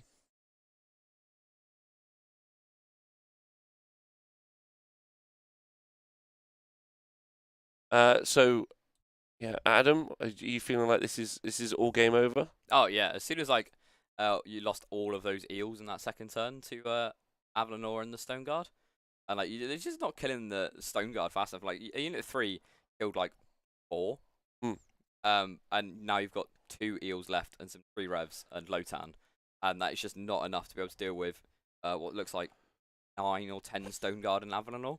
Like, Yes. It doesn't sound like a lot. Like Avlanor on his own, I'd be terrified with right now. You'd be scared. Like, yeah, because like he's still kicking, and there's no way that Gear can kill him now. Yeah. Like, so Gear, Dennis is just gonna be running around with Avlanor, absolutely melting things, while scoring lots and lots of objectives. Don't forget he's on all of the points at the moment. Bar 1. He's in a really good position, right? So Dennis is only scoring 3 points this turn, which puts it at 10-8, and then next turn Dennis is basically guaranteed 5 points. Yeah. So he's in a very tough position at the moment. Okay. Well, Oh, sorry, it's got to 11-7, so it'll go to 12-11. okay. Yeah. Well, if we take a moment, we should be able to look at the scorecard here. There you go. You can see that this is again a very interesting battle tactic. So Gear has got 11 points, Dennis on 7, but Dennis is definitely going to be able to score big turns 3, 4, 5, and there are more objectives as the game goes on. I think that's one of the interesting bits as well. Like he definitely would have gone down points early at Gear, but maybe he could have held off a turn or two, or a turn, and then engaged at that point. I think the tech list was too tasty. Yeah. I mean, I don't think he intended even to get the tech list. I think maybe, I know it's going to sound silly, but maybe he might have done even better. So we got the rally. We got the rally on that unit on the back left-hand corner, and we got one from 8 dice. Oh no! He could have got 2, right? 2 would have been fair. That's on this right-hand side. So 2 would have been good because at least he got another unit of 3 to come in. yeah, it would have been good. And here's the Stone Guard. So yeah, 11-7 right now, and we didn't get any more rallies from Dennis. And did we see the stone? Was the Stone Mage at the top left-hand corner killed, please, Liara? Stone Mage was killed. Stone Mage dead. Okay. Okay. So that's a tough one. Really tough one. Oh, here comes Avlanor. Uh-oh. Uh-oh. Boom. Boom, ba-dum, boom. Yeah, there we go. I really hope it's Avlanor into Lotan. Huh? I really hope it's Avlanor into Lotan. Yeah, I kind of hope it's Like, Avlanor into Lowtown. Yeah, that would be really fun. So this is Lotan Avlanor. going to rally or redeploy? Oh, Yes. Run away! Run away! No! No, he's just at this point he's just trying to protect his little fish. That's what he's going to do. Leave well, my he's octopus alone. Yeah, don't hurt me. Or the octopus is like, I'll have him. Yeah, well, the octopus. It's trying to squink out of here. That's what it's doing. Wow. I know. And there you can see his unit of Stone Guard on the right hand side. Go and grab him that Basically, objective. it's just all Stone Guard. All Stone Guard. All Stone Guard all the time. So he did lose. He lost a lot though, right? Like he had 30, and he lost more than I thought. Yeah, and he's down to 12, right? So he's down to 12 left. So he's lost 18, and he's lost Techless. He's just on all the objectives now. But then Gears lost air, like most of his stuff as well. So it's kind of interesting. So this is the Geomantic Blast. I reckon he's going to throw that at Lotan. Oh, he's just done that at the eel. Forgot Nightmares, isn't it? Oh yes, of course. Closest You have to thing. shoot the closest unit. Yeah, so that's kind of interesting because I think normally he would have tried to shoot this, but instead Yeah. he. So Stone Guard looking for a big charge. Did they get it? Oh, with a 7. They did not get it. They did not get it. Roll. Yeah. So I mean, he's not gonna he's gonna take this unit of Stone Guard at the top and obviously charge them in. And absolutely nuke some True Revenants. Yeah, absolutely nuke some True Revenants. I agree. Oh, listen. Oh, he got it. He got it. Oh, that's quite big actually. Oh no. That's really big. Oh no. Oh, no. Maybe this was a foregone conclusion as a game anyway. But it was very fascinating to watch it happen, right? Because I think it shows the inherent weaknesses in the Deepkin list. But I also think it shows the utter strength and defensiveness of your Metrica. Yeah, it's true. Like, Deepkin have like some of the best output in some of their units, and they have bounced in certain cases. Yeah, it's quite interesting. Yeah, because you just ignore the rend, right? Like, I think there's a really good conversation in a minute about what Deepkin need. If we look at their stats, they're at a 47% win rate as an army right now. So then they're on the lower end to the struggling end. But then that said, they've got some pretty potent shooting. They just honestly they need some way to access some more mortals. They've just got like barely any mortal wound output. Or a bit more rend. Not even honestly some points reductions. That's the only time I've ever thought I'd say like points would help. So what I'd like to see, I think where they need the points reductions though isn't on their core units like thralls or eels. They need it on some of their bigger pieces. So the aspect of the storm, the aspect of the sea, and also more importantly the turtle. But like you'll write a list and you'll go, oh cool, I've got this. Oh, this is actually quite good. And then you look at the points and you go, 50 points over. Yeah. Like it always is just over with Deepkin. I think so. Lex says they need an extra unit on the table. I actually think I think I wouldn't necessarily agree with that. I think what they need is a diversity. They need those utility pieces to be cheap enough. Yeah, so that's the extra unit. Yeah, but like what I mean is I think that you need a really good argument. You know how when you're writing a safe starters army, you have to say, well, the shrine brings so much utility that you have to argue not to take it in a lot of ways. Yeah. I feel that that's the same for the Leviathan. I think it should be cheap enough because that +1 save aura is pretty massive to the army. But then if it was cheap enough, that's fair. Yeah, that's what I'm trying to get at. Fair one. Kind of same with the king because he's got the aura ability. Honestly, do you know what I want? Yeah. Eels to be 150 points, so I'm going to spam them again. See, that's the thing I was avoiding with the conversation. Eel spam, let's go. There's too many in the world. No one wants that. I've got 33 sat on a shelf. Okay, so the Stone Guard have gone for all-out defense because the eels are striking first, as you can see here. I reckon one Stone Guard dies. Yeah. So it's kind of interesting what Shelf Loathing says. Actually, kind of interesting conversation about these two armies playing against each other. The Avlanor's cheap enough that you could put him in the army, and he's given that -1 to hit bubble. Yep. Yeah, I think that's where the Turtle's at. The Turtle just needs to be a little bit lower. Yeah. I mean, Turtle's more expensive than Avlanor. Yeah, right, what? Like... Oh, wow, 2 dead Stone Guards, so 3 Stone Guard died. So even though Dennis is charged in this bottom left-hand corner, his interaction might have gone the wrong way for him. Yeah, maybe. This is kind of interesting. This is actually quite cool. The swing back? Yeah, to swing back. Yeah, coming back. So the other 2 are going to run away. He's then going to rally the other 7-9 eels. Yes. And then they're going to go into Avlanor and kill him. 3 damage. Yeah, but that 3 damage will be worth it. Yeah, he'll be very excited about that 3 damage. Honestly, so will I. I'm like, yes! Let's go! I like what said in the chat earlier by yes, Moon Tyrannid. Hello, you big babe. I really like what Pedro said earlier. He said he thought it was all over when Teclis went down. It really does show you like that the armies play differently. Had he not got that 11-inch charge, Teclis is still on the board, bro. And he's just doing his thing. Yeah, he's doing really, really well with his one spell. Oh. Maybe just lost our video feed from, I'm not sure there. Oh no, we're back. We're back.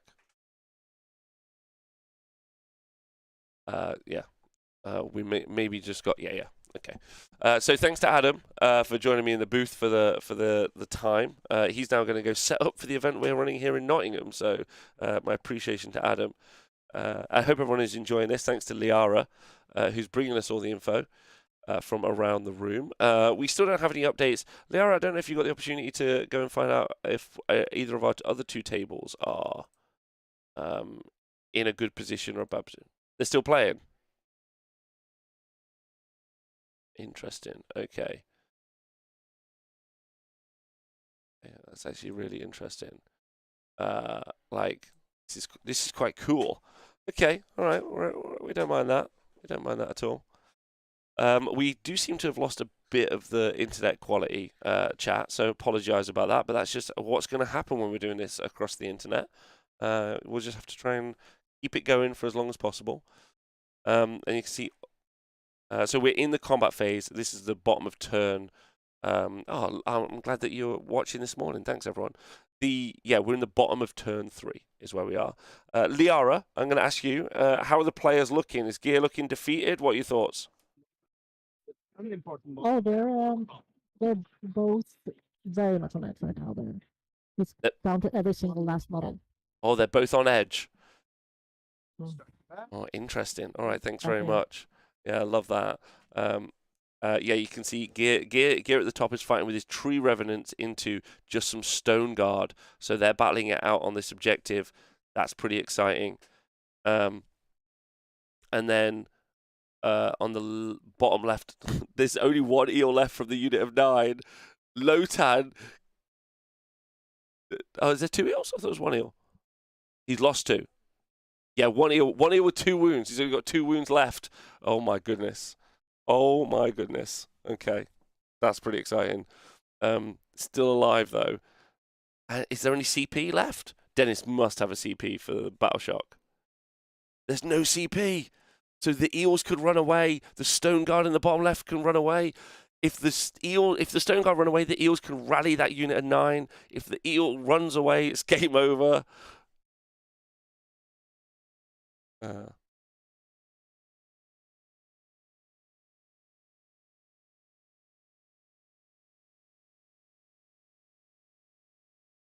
Oh, okay. So we're saving the bravery. So wait, what's happened? Sorry, Liara.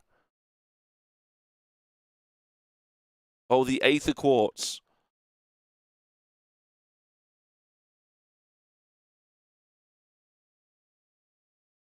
And we got the roll off for round 4. Who's won it? Okay, so we'll update the score. Gear has won it.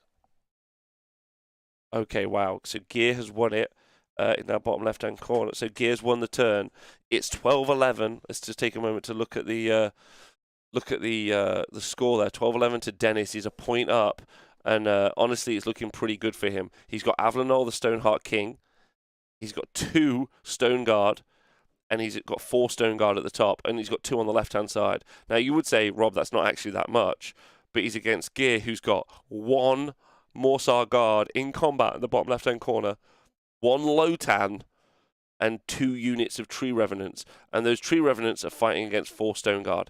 So both players down to very few resources, but quite clearly Dennis on the ascendancy, because he's got this top objective is his, this right-hand objective is his, and this left-hand objective is his. So he owns most of the objectives right now and is in a really solid position. Just realised this was the real surf and turf fight. Even would cook 'em. That's pretty funny. That's pretty funny. I'm glad everyone's enjoying the match. It's obviously in the dying moments right now, right? Like, there's not long left on this. Is everyone in the chat okay? Is anyone playing Warhammer today or planning on playing Warhammer? Catch me up, and we'll see how everyone's doing. Okay, yeah.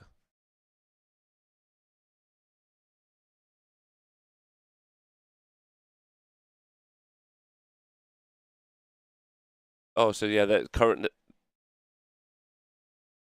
Okay, so they're currently talking about the Stone Guard surviving at the top for being able to hold objectives and stuff. So they're just talking it over.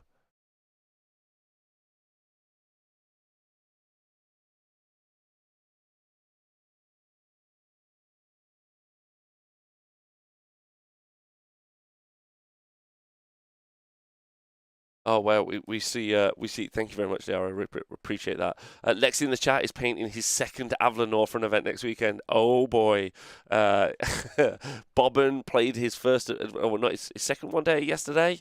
It went 2-1. Straight Edge Wargamers painted Tree Revs, and no surprise after they've done so well. Birthday party to throw later. Currently putting some Slaves to Darkness together. Good. Love that chat. I'm now leaving Stormcast and going into Slaves to Darkness. Oh wow. Basically the same thing, in my opinion. So what is this, what are we seeing happen here? Did against the odds? Okay, so Gear obviously took the turn when he won the priority, and as you can see, he's taken against the odds as a battle tactic. So we'll get that updated in a minute. And then he's dropped his unit of Tree Revenant to the top, and he's moved them here. So one of those, I said this at the top of the show, one of those more difficult to achieve battle tactics. Sorry, this is one of the easiest to achieve battle tactics, but he saved it for himself for much later. So he's obviously done through barge through enemy lines at the top. He did desecrate their lands, which are two of my favourite earlier ones to do, because then that saves you this really easy one now when you're low on resources, and also eye for an eye. So it's basically 4 battle tactics if you time it right that work really well, which is nice. And he's moved his one eel away again, as you can see here, looking for an retreat and charge. He can't be trying to. Is he going to try and charge into the Stone Guard? He's probably going to try and charge into the Stone Guard here and kill them. This is pretty interesting. And then he's also got Lotan. Lotan's coming in. Is Lotan going to charge? He's not going to put everything into. He's not going to trust one eel to kill this, is he? I recognise the internet feed seems a bit ropey at the minute. Sorry, chat. Like sometimes that just happens. We'll try and get that sorted out at some point. Feeling rough after an unlimited cocktails experience. Oh boy. Oh boy. I beat Daughters of Cain in 20 minutes on Friday with the last hurrah for my Ogre Kronspine list before the new book. Let's go, Pedro. I'm excited for the Ogre book. I think the Ogre book's going to be really fun. I think everyone in the world's pretty excited for the Ogre book. So looking forward to that a lot, personally. I currently am printing up lots of Ogres. So they're probably going to be trash because I'm printing them. That's how it works, right? I'm pretty certain. Gear now. Gear has, as you can see, he put the eel in. He didn't put Lotan in, and instead the eel has gone in. This is going to be pretty huge. The one eel with only 2 wounds left has retreated and charged into 2 Stone Guard, who killed his 2 brother eels earlier in the turn. Oh my goodness.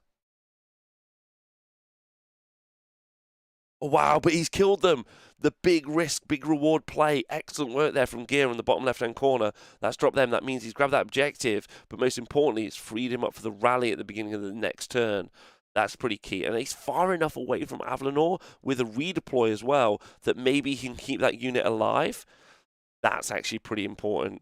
Okay, so resource is very light right now. Very light. He's also got this unit of Tree Revs. Oh, Gear is playing out of his skin. Yeah, he's done it. That's absolutely fantastic. Fantastic stuff. So we've got this unit of Stone Guard at the top. They're going to be fighting in here. Oh, the Tree Revs, though, are dead at the top. Okay, so board state.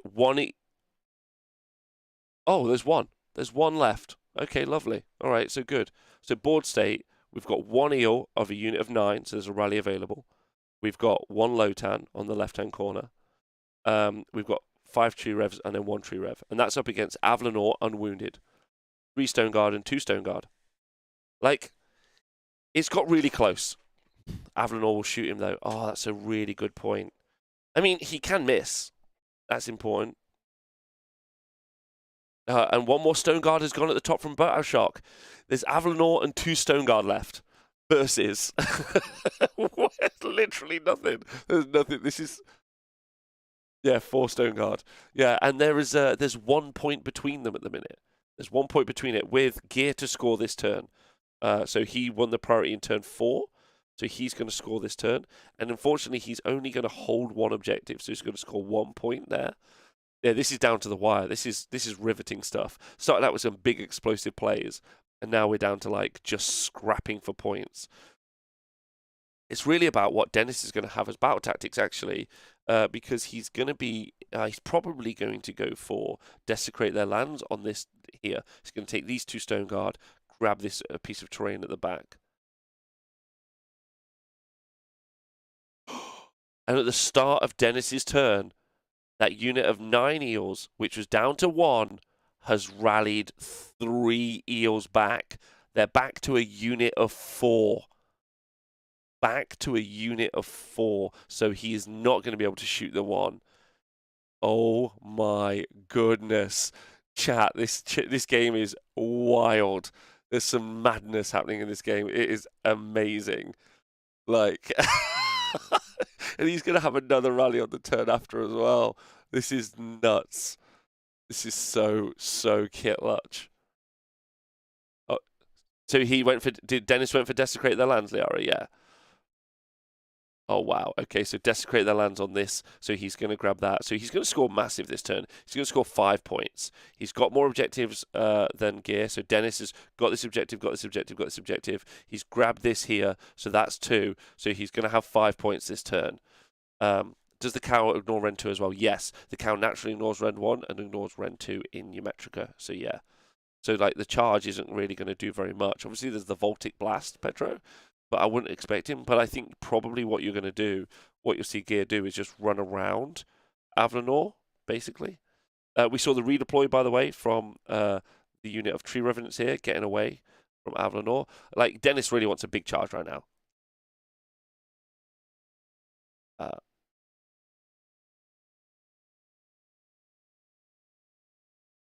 Oh, wow. So we won the priority to turn 5. That's turn 4 over super fast. Is the score is the score on point right now, Liara? Yeah, it is. 17-4 to Dennis. Dennis is currently 3 points ahead. He's in a great position. We rallied 3 eels back. It's 17-4 though. There's only 3 points in it. Priorities have been won by Dennis into turn 5. So I'm pretty certain that means he's going to win. He's going to get 5 points now. That's going to put him on 22 points. And then Gear. But he does need a battle tactic. He's struggling for a battle tactic. Because if we take a moment to look, he's done outmuscle, desecrate the lands, barge for enemy lines against the odds. Oh no, sorry. He's done gain of momentum, eye for an eye against the odds. He's not going to be able to get enough units in for barge for enemy lines. So he might drop a tactic, which would be 2 points, which means he's only on 20. So it's down to the wire. And if it is a win, it's going to be a very close win. Very close win. A very close win. Yeah, so he's just measuring whether or not he can do barge for enemy lines right now. Like, so that's where you get 2 units inside your opponent's deployment zone. So he's going to go for a unit here and here. So very close. So he's going for barge. He is going for barge, but he is going to have to run his units. So looking Avlanor. Looking to move him through. Oh no, maybe that was a heal. So Straight Edge Wargamer says it would have been super easy with the LRL battle tomes, yeah, battle tactics, but that's why the event has not put them on. I think Eric is being sensible. Like you really want to limit options when you've got like 4 or 5 options for being able to just like take out to achieve the battle tactics, and you're just in a solid place, right?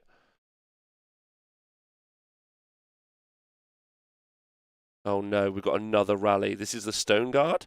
I think on the right hand side as you're looking at it, I think what he wants to do is rally, and then he wants to do the barge enemy lines. Oh, it's at the top. Is that the unit? Was that the original? Okay, so it's a unit of 5 or the unit of 10? Oh wow, that's a unit of 10, but you got 1 back. Is Gear gonna rally the eels? That's a real question. Gear just rallied 2 more eels for a total of 5 eels rallied from his unit of 9. Yeah, that's what he did.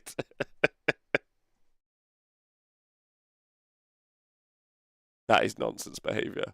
Right, go rally. Yeah, 2 more eels. 2 or 3? 3 more eels. No way. He's rallied 6. There was 1 left on 2 wounds remaining, and now he's rallied 6. Oh my goodness. Like, I don't think that changes the shape of the game, but it's just... Okay, so you need anything but a 1 on the run roll, he's going to get his points.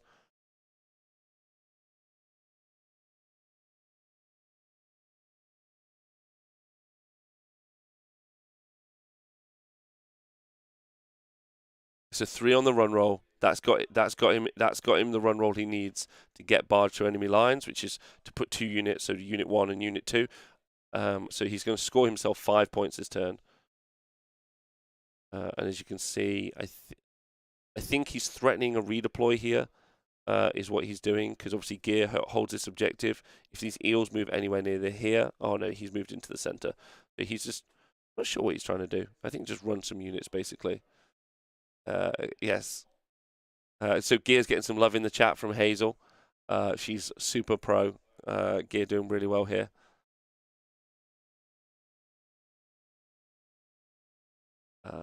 Been a very exciting game.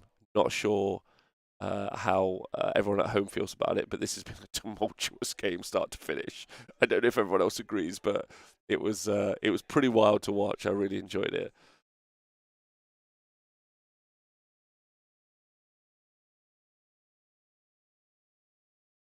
They are so speedy. Yeah, they are so speedy. In fact, actually, it's quite good if they end up playing. End up finishing this game soon. Then we can set up. We'll go for a small break, and then we'll set up for the next round that's starting here. But then we will be returning to Sweden at the start of the next round. A special shout out to Liara, who's done amazing as our table boss, and thank you to both Dennis and Gear for a thrilling first game on Objective Zone. Can't really ask for much more than that.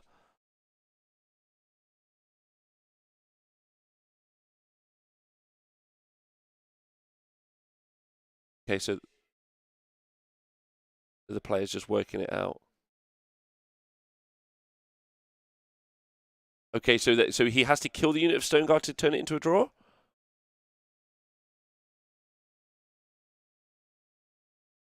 Oh, he has to kill both units of Stone Guard.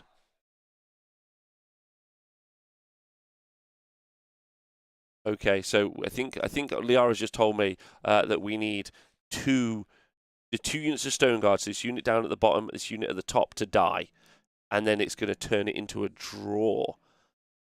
Okay, because that's going to be the grand strategy. That's what that's going to be. There is a button on the thing, I think, for grand strats, Liara, if someone's achieved theirs on the overlay. Yeah. Like just for when it happens, because obviously it's not going to be till the end. But so the grand strats, just for everyone at home, can you do it with this game? Who knows? Right? I'm not sure. Is this really going to come down to a 9-inch charge from some tree revs for a draw? It is, right? That's going to be a 9-inch charge from tree revs over here into this unit of, and I think there's only 2 Stone Guard on that far right hand corner. I think. We'll double check.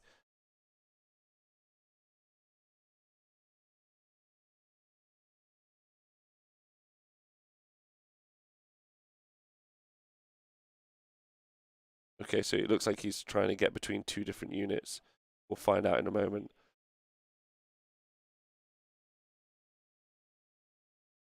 So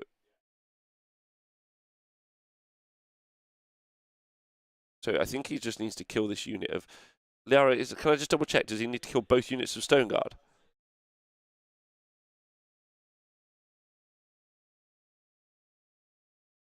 Okay, all right, perfect. So they're just working out right now, so they don't mess it up right at the dying stages. You don't want to mess that up right at the final bit. That would be pretty rough, right? That would be pretty rough. So we'll see. We'll see how that's ended up. But it's been really exciting so far, right? Like, well, I found it really exciting. So I hope you guys have all enjoyed it as well. Like, it's worth noting that Gear has his army, named his army 2 captains, 1 boat. It is worth noting, yes. It is worth noting. 2 captains, 1 boat. And both those captains died in 1 turn. So I don't want to be on that boat, if that makes you feel any better. That boat feels like it's a disaster to be on. Okay.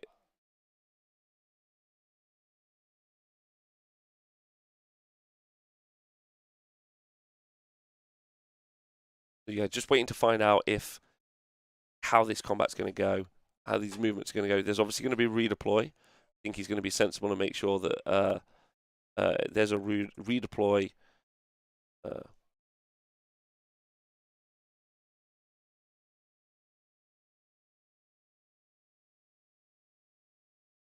Oh, he's worried about the redeploy. Okay, so here we go. So there's the tree revs on the far right hand side. Yeah, there's the tree revs on the right hand side. That's what he needs.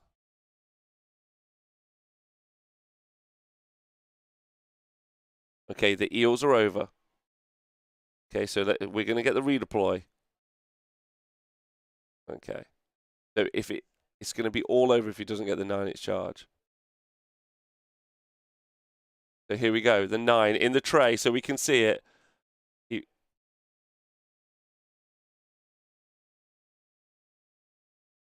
So it's a 4. He's rolled a 4. Has he got a reroll? He's failed the charge. Like, they've agreed to just remove that unit, grab that. That is unfortunate for Gear, who's rallied all those eels back. He didn't get the 9-inch charge over here to get this, to bring it to a draw, which puts Dennis in the driving seat. Like, what a thrilling game from Dennis. And, like, round of applause in the chat. Like, let's get some emotes in the chat for the boys. What an exciting time. Like, amazing stuff. Yeah, Liara, if you would like to interview them, like, that would be really great.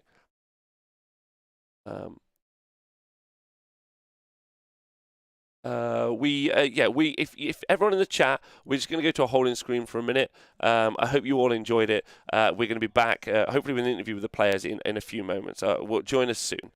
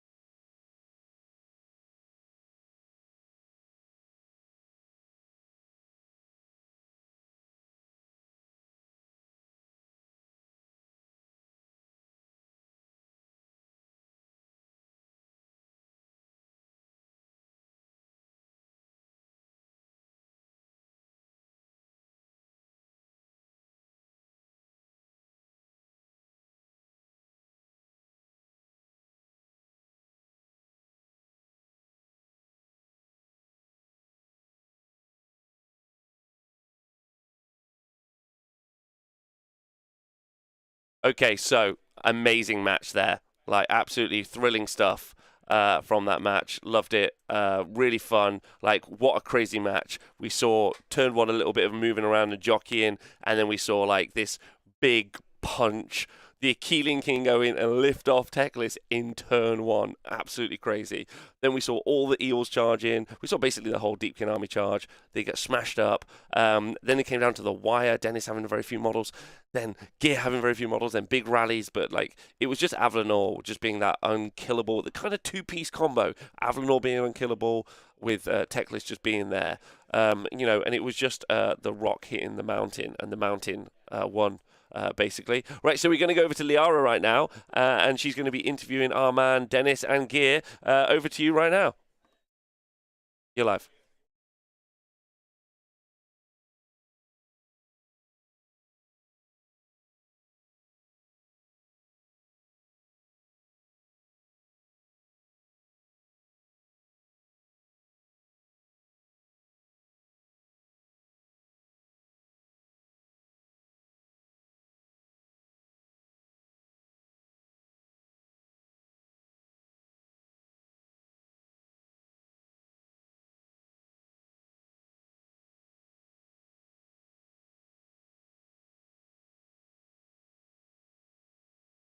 A real hard dice game with the armor save that is free up. If I fail it, I take a lot of damage. If I succeed, I don't take damage. So it's very dicey. And my plan was just go in front and take the damage and hope that I will survive and then fight. I mean, it worked more or less, right? I was planning on staying 24 inches away from Teclis, as you could see in turn 1. And if I had won the roll-off into 2, give it away, and then go in bottom of 2, and then strike first in turn 3, which would have been probably the game for me, unless I hard rolled a lot of ones. Yeah. Maybe you got a little bit excited about that big charge with the thing. Nah, I needed to remove something. I'm not sure it was good. It had several decisive moments. His single white line moment. Yeah. Sorry. White lion. Surviving over the far right on the table for me. Yeah. Uh, The one that kills the corpse. yes, because then he did battle tactics. He just got one. He did desecrate with the unit, Yeah. and he also he got the barge through enemy lines in the final round with that unit. So that unit scored him a little, Yeah. and I was hitting at him with an eel, doing 0 damage. So yeah, that was, and he Yeah. was actually damaged as well. Yeah. So It was meaning that it was very dicey Yeah. for it because I have free up save, but if I fail it, I take a lot of damage. So it can be sometimes that I take 0 damage, and sometimes I take a lot of damage. So yeah, it's scary. Yeah, it's almost like you're playing Order Nighthaunt, isn't it? So, what are the lessons you're taking with you from this game? No idea. Eels fights, and it's scary. And maybe the king is a bit scared when he gets into the middle of your stuff. Yeah, he actually fights. He does that Yeah. sometimes. Right? Well, okay. How about you? I think I would have the same tactic into the game, but of course things change when you play. I should have killed your cow actually instead of the Teclis because you only get 2 rend, right? 2 run on the cow, yeah. And then I have rend 3, so then you don't ignore him. So I could have actually killed the cow instead. I don't. Yeah, maybe. But he has free up, so when he saves that, I think this discussion is going to last forever. yeah, Yeah, so what is it like playing Warhammer in Sweden? it's fun. It's a very easy atmosphere. It's a very chill, relaxed, Yeah. easy atmosphere. Everyone's friends here. I'm really impressed with the recruitment that they're doing in Sweden. There are lots of players all around Sweden playing, and more in total than Norway, and which is a very good base for having a lot of competitive players, together with having the other players that want to play better, want to do it for fun, whatever they want. So I'm really having a good time. Super, super. Thank you guys so much for being here. Thank you so much for an amazing game on stream. You could really see it. Well done. Well, congratulations, Take care, man. both of you. Amazing game. Thank you so much. Take care. Enjoy the rest of the day. Thank you all so very much. Back to you.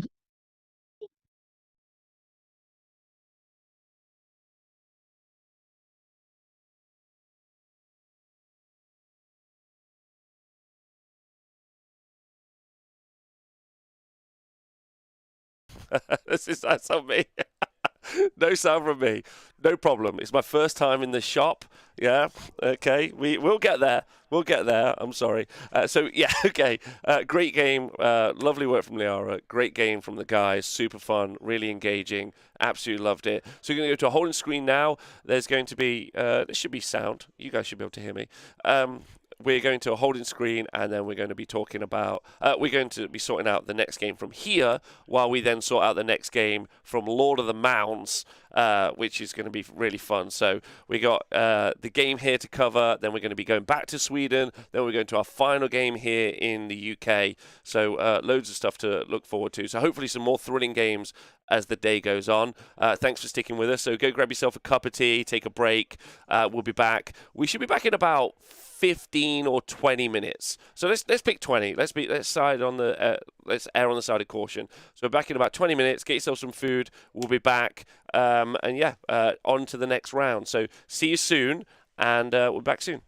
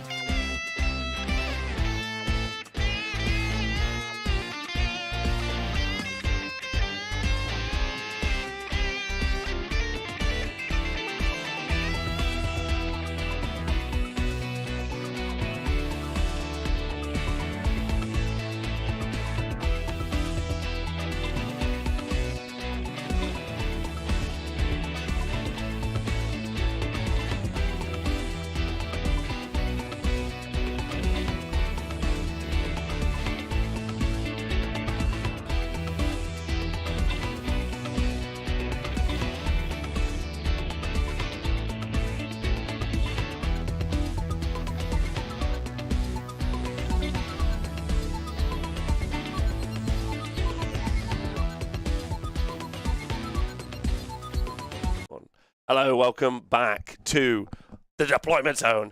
Ba, ba, ba.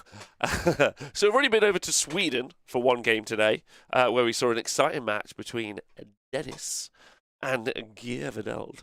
And that was really exciting, really fun. We saw Teklis just yeeted off the board in the first turn. We love to see it. And so now we're going to go to an event here for a couple of hours before we go back over to Sweden.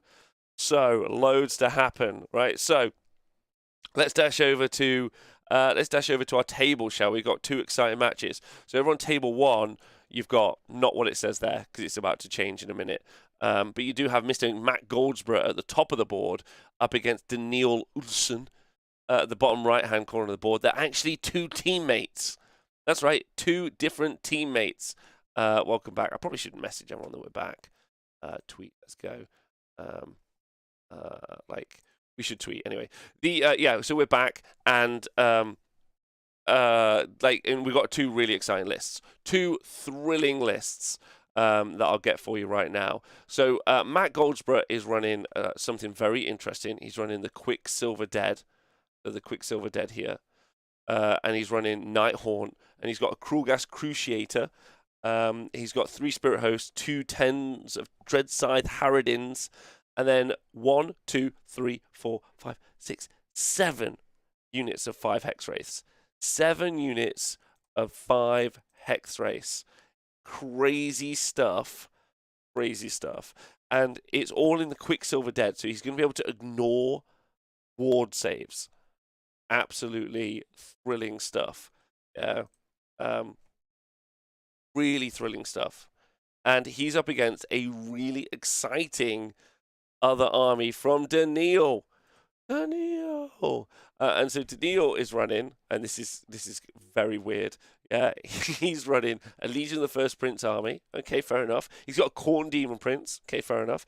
The Blue Scribes. He's got the Arcane Tome on the Khorne Demon Prince. Ladies and gentlemen, he has the Arcane Tome on the Khorne Demon Prince. Like, if you haven't got anything to do, just count it, man. Like, crazy that he's got the Arcane Tome. So he's obviously going to be a wizard with the Mark of Khorne.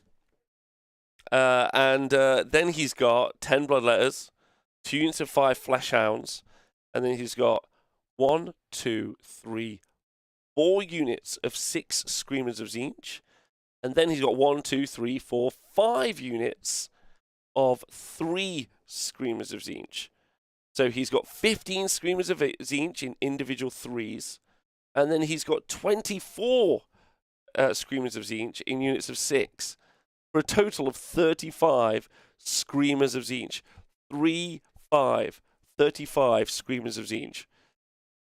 Like, I don't know what to tell you. And as you can see, they're deployed on the bottom of that board there, and he's up against Mr. Matt Gouldsborough at the top with this big unit of Nighthaunt, this big patch of craziness that he's rocking, which is just hilarious. So just real mad stuff. Absolutely love that. And Adam is going to be table bossing for me and bringing me some info, I think. Although he's also running the event, so it might be quite challenging for him to do, I've just realised. But we'll see. We'll see.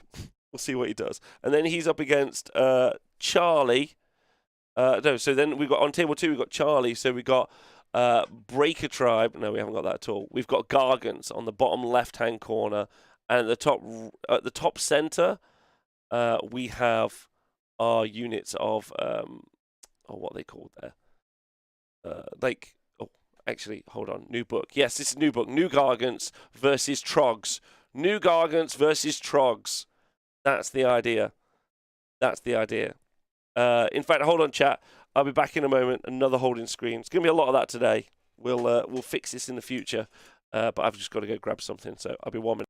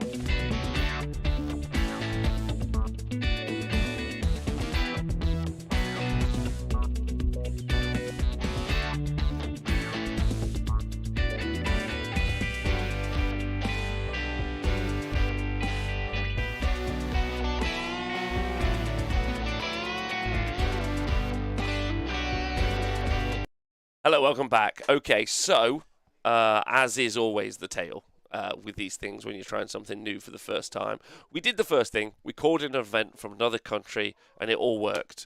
Super happy with that. Yeah, loved it. Unfortunately, now we can't get the overlays in the venue to work, which seems like the simplest thing.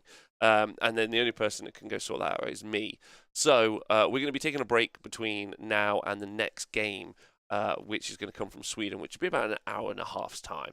We're going to try and get these games recorded, so that's what we're going to rush to do now. So I'm going to go off and fix that. So we're going to go offline, fix that, and then we'll come back later on today and we'll just go hang out, which seems like a fun thing to do. Today is just a test to see if it all worked, and it worked. We live streamed an event from another country today. It's already a good start. I'm already super happy with that as a process. We'll just build on from here. So I hope you've enjoyed it so far. Going to work on making it more professional and better as we go along, and that's why we'll do it every week, which is cool. So my love to everyone in the chat who's supported us so far. Thanks very much. We'll be back soon. And yeah, join us again at, if you're from the UK, it's going to be at, I think, 12 o'clock. Yeah, 12 o'clock. But if you're from anywhere else in the world, it's an hour and a half from now, right? Loads of love, and we'll